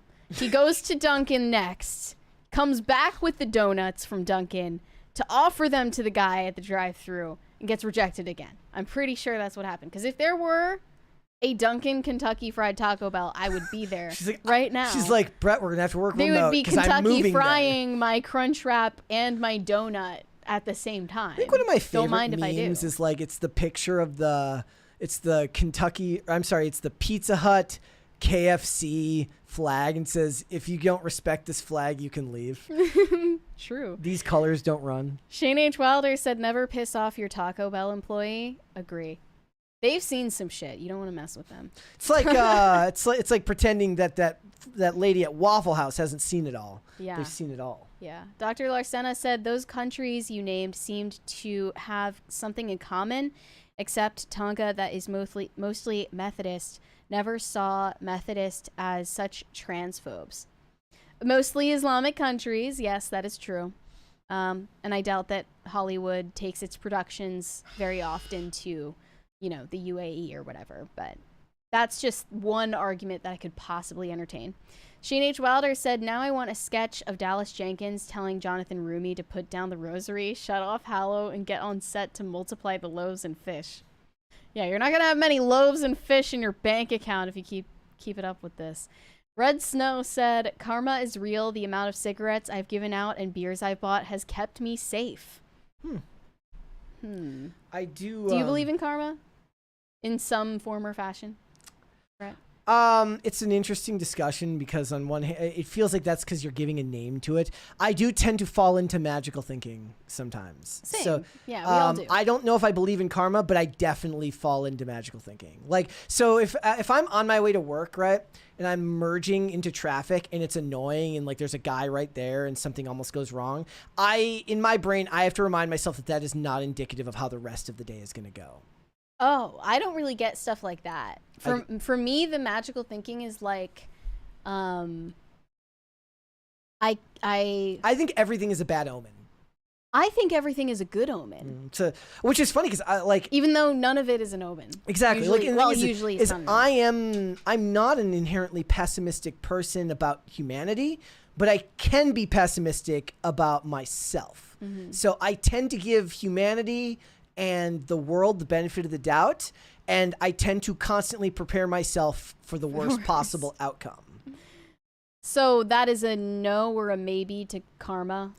I don't think karma exists because I think a lot of people are evil, sinister, and they are rewarded handsomely for their behavior and never face consequences. I tend to believe, that like, look, life is what you make it for better or worse. It feels to me, and this is just my own interpretation, it's a very short walk from that idea to the idea of it's all predetermined because the system is against me, therefore why try? Sure. And I don't like that either. 200 Watt Studio said, "Hey Mary, good morning. How are you doing? I see your sparkle isn't as bright today. Your vibe is off frequency. 5x5. What's jamming your signal?" Is your vibe off today? Well, if anyone would know, it would be you, Brett. Do you think my vibe is off? No. Or is it normal? Normal Mary vibes? It seems normal today. Then again, I don't know if there's ever been a day. I tend to be the type of person where if I feel like somebody else's vibe is off, I turn that inwards and say, what is causing you to look at them in that light? Like, I tend to think it's more likely that I'm emotionally dysregulated in interpreting someone differently than them actually being different. So you think it's normal vibes today? Yes. Okay, good. As long as you think so. Yeah. Culture Casino said, "Let's hit Hooters for wings. How is this my first super chat? Baldoni has all the cards here, and even the trade press is praising his attorney, Pop." Yeah, it's not your first super chat. It lies about that all the time, man. Yeah, it's not. Good to hear you. Good to see you, buddy. Hope all is well. Culture Casino is the man. You should go subscribe to his YouTube channel. Yes. 200 Watt Studio said Meghan and Lauren have a show called 2304s. 9020304s. They literally live in like basically the 90210 already. Culture Casino said Burn Notice on another network, Royal Pains on another network, creativity in Hollyweird is dead. So of course. That's what I'm talking about. Like, the problem is that like USA Network got away from that type of programming after Mr. Robot went on the air. They switched their structure of shows and then eventually went to, like, from what I understand, reality TV and a different type of slop. So it really doesn't the type work. of slop that I absolutely love when I'm in a hotel room. But if we want to truly see the vibe shift, USA Network needs to bring back Characters Welcome and bring back all of those shows with magic. Like, they need to get AI and magic to just bring the actors back. They haven't aged today. Nothing's changed. I'm being sarcastic here. They shouldn't bring any of them. They shouldn't bring any of them back. They were amazing in their time. We live in a different world now. Yeah. Seth Essington said, "I've never been to Hooters, LOL." Well, congrats. Maybe it'll stay that way. Pop Culture Junkie said, "I met Sanchez briefly in..." Who have you not met, dude? Okay, I'm sorry. "I met Sanchez briefly in August 99 when she anchored at KTTV in LA. Down to earth and very normal. Not sure she would be a good match with Markle." Well, that's what they do. They play off of each other. Plus, she's not the same person she used to be. 99 was a lifetime ago. Did you see what she wore to the inauguration? Are you kidding me? I'm so jealous of you. Shane H. Wilder said, "So I'm watching Goliath. I'm on season 4, and which so far is a weak season. I still can't get past Billy Bob's veneers. Yo teeth don't fit yo face." I think it's just because he has a weathered face. Billy Bob Thornton has a very weathered face. But you do see veneers in Hollywood now. Like, everyone's teeth look the same. Daniel Cerna said, Brett, you're always insert fraction here to a crisis party. Well, we are, in fact, about Yes. 80% of the way to a third crisis party. But technically, we're always on the way to the next one. We're working our way there. So it's all about the journey. It's a Sisyphean effort. Mr. Sogeny said, Dunky... No, wait, no. Tucky Bell. Dunk-Tucky Bell? Like, oh, okay. Like Dunkin' Taco Bell. Kentucky I'm down. Fried Chicken. I'm down. Value and you said And I Brett. don't like that name. It sounds like something you pay an escort extra for. I don't like it. No. Value and you said Brett, coffee talk. Tom Cruise as Reacher. Discuss. I loved the Tom Cruise Jack Reacher movies, but I didn't read the books, so I was not aware when I watched those movies that his size is completely incongruous with the character, that the character is described as this massive person, whereas Tom Cruise is literally the opposite of that. So, I mean, granted that, guys, I'm not 5'5" anymore. I'm 5'6", so I could basically play Reacher. You run the world. I could do this. Pop Culture Junkie said, I've seen karma in action too many times, I believe. I wish I'd seen it more. Brian Bledsoe said, I'm a truck driver, so it wouldn't be difficult to go to every Hooters. Also, at the downtown Indianapolis Hooters, food was meh. The service was okay, and ladies were mediocre, except for the one at the bar. Okay. Well, that's kind of been the issue. They have to what you should hire do? everybody. You should start a YouTube channel reviewing all of the Hooters, and I bet you'd get to 100,000 subscribers like that. Easily. Then own your own franchise and make a channel out of it. And that's what you do. It's like, who was that person we talked about that one time? It was like, he started his YouTube channel with the desire to meet Dr. Phil. And it was like the road to Dr. Phil. Do you remember that? No. It was like 5 million. He wanted to get to a certain number of every subscribers. day is one day closer to when I meet Dr. Phil. Yeah. It's pretty easy, though. I mean, it's just going to... Dr. Phil is just going to like invite you on his show. 200 Watt Studio said, Mary, your vibe is righteous today. I was mocking the way Meghan talks, the Hollywood elite speak. There you go. Well, I'm glad that I'm very normal vibes today. The Manic Mustache sent us 2 versions of, I believe, the same super chat. So I'll just read the second one. Late as usual, but apropos to Dino Nuggies, Hooters is just the strip club your wife let you go to because you are taking the kids with you. Stay toxic, my friends. Well, I think the key difference would be that they are wearing clothes and they don't take off the clothes. And honestly, what they wear isn't that revealing. If you think not about by it. today's standards. It's not. Like back when they made Hooters, it was maybe, but now. Yeah. I see people wearing less than that all the time, and it's not considered sexual in any way. When we were, I don't know if I mentioned this, like when we were back at visiting Olivia's family, we went to like one of the Coney Islands out there. There's all sorts of Coney Islands out there, and there was this lady wearing she was wearing white yoga pants, and I was like, Mary would not approve right now. Like I looked just like Mary would be shaming her. The only thing worse is obviously the flesh tone ones, but. 200 Watt Studio said the hottest Hooters girl I met was the 7-month pregnant bartender. You know, we come from all walks of life. No judgment, no control. Said, would you rather meet Dr. Phil or Adam Ray as Dr. Phil? I don't really... has Dr. Phil ever been on Timcast? I feel like he would be on Timcast at some point. Dr. Drew has. Yes, he has. I don't think that Dr. Phil has, but it's only a matter of time. Dr. Drew. It was like when I met the Papa John. Right. That was the weirdest. That was before my time. Yeah, that was the weirdest thing ever. Shane H. Wilder said prayers for Pope Francis. According to the latest updates, it is not sounding too good. It is nice to know he's in good spirits, though. Yes, we are continuing to pray for Pope Francis. Okay. All right, guys.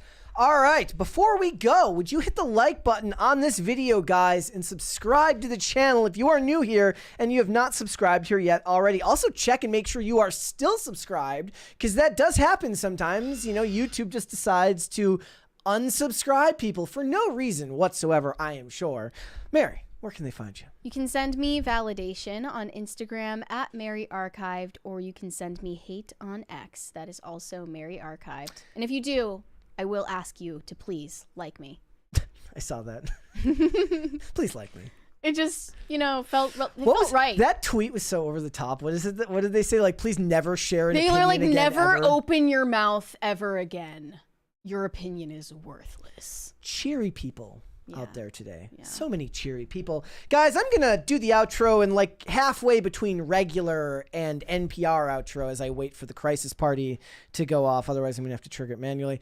If you would like to follow me, I am on Instagram and on Twix at Brett Dasovic on both of those platforms. We are here 5 days a week, Monday through Friday, 3 p.m. Eastern Standard Time, which is, of course, noon Pacific. We are on Amazon Music, Apple Podcasts, Pandora, and Spotify if you would like to listen rather than watch the show. You can also rate and review on Apple Podcasts and on Spotify, and giving those ratings and reviews does help the channel, so thank you guys so much for that. And if you want to follow the show on social media, we are on Twix at popculture_show, Facebook at Pop Culture Crisis, Instagram at Pop Culture Crisis Pod. Almost perfect timing.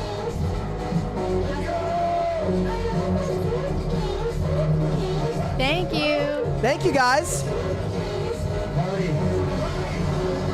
There we go. All right, guys, we'll be back with another episode tomorrow. We'll see you then. Bye. Bye, everyone.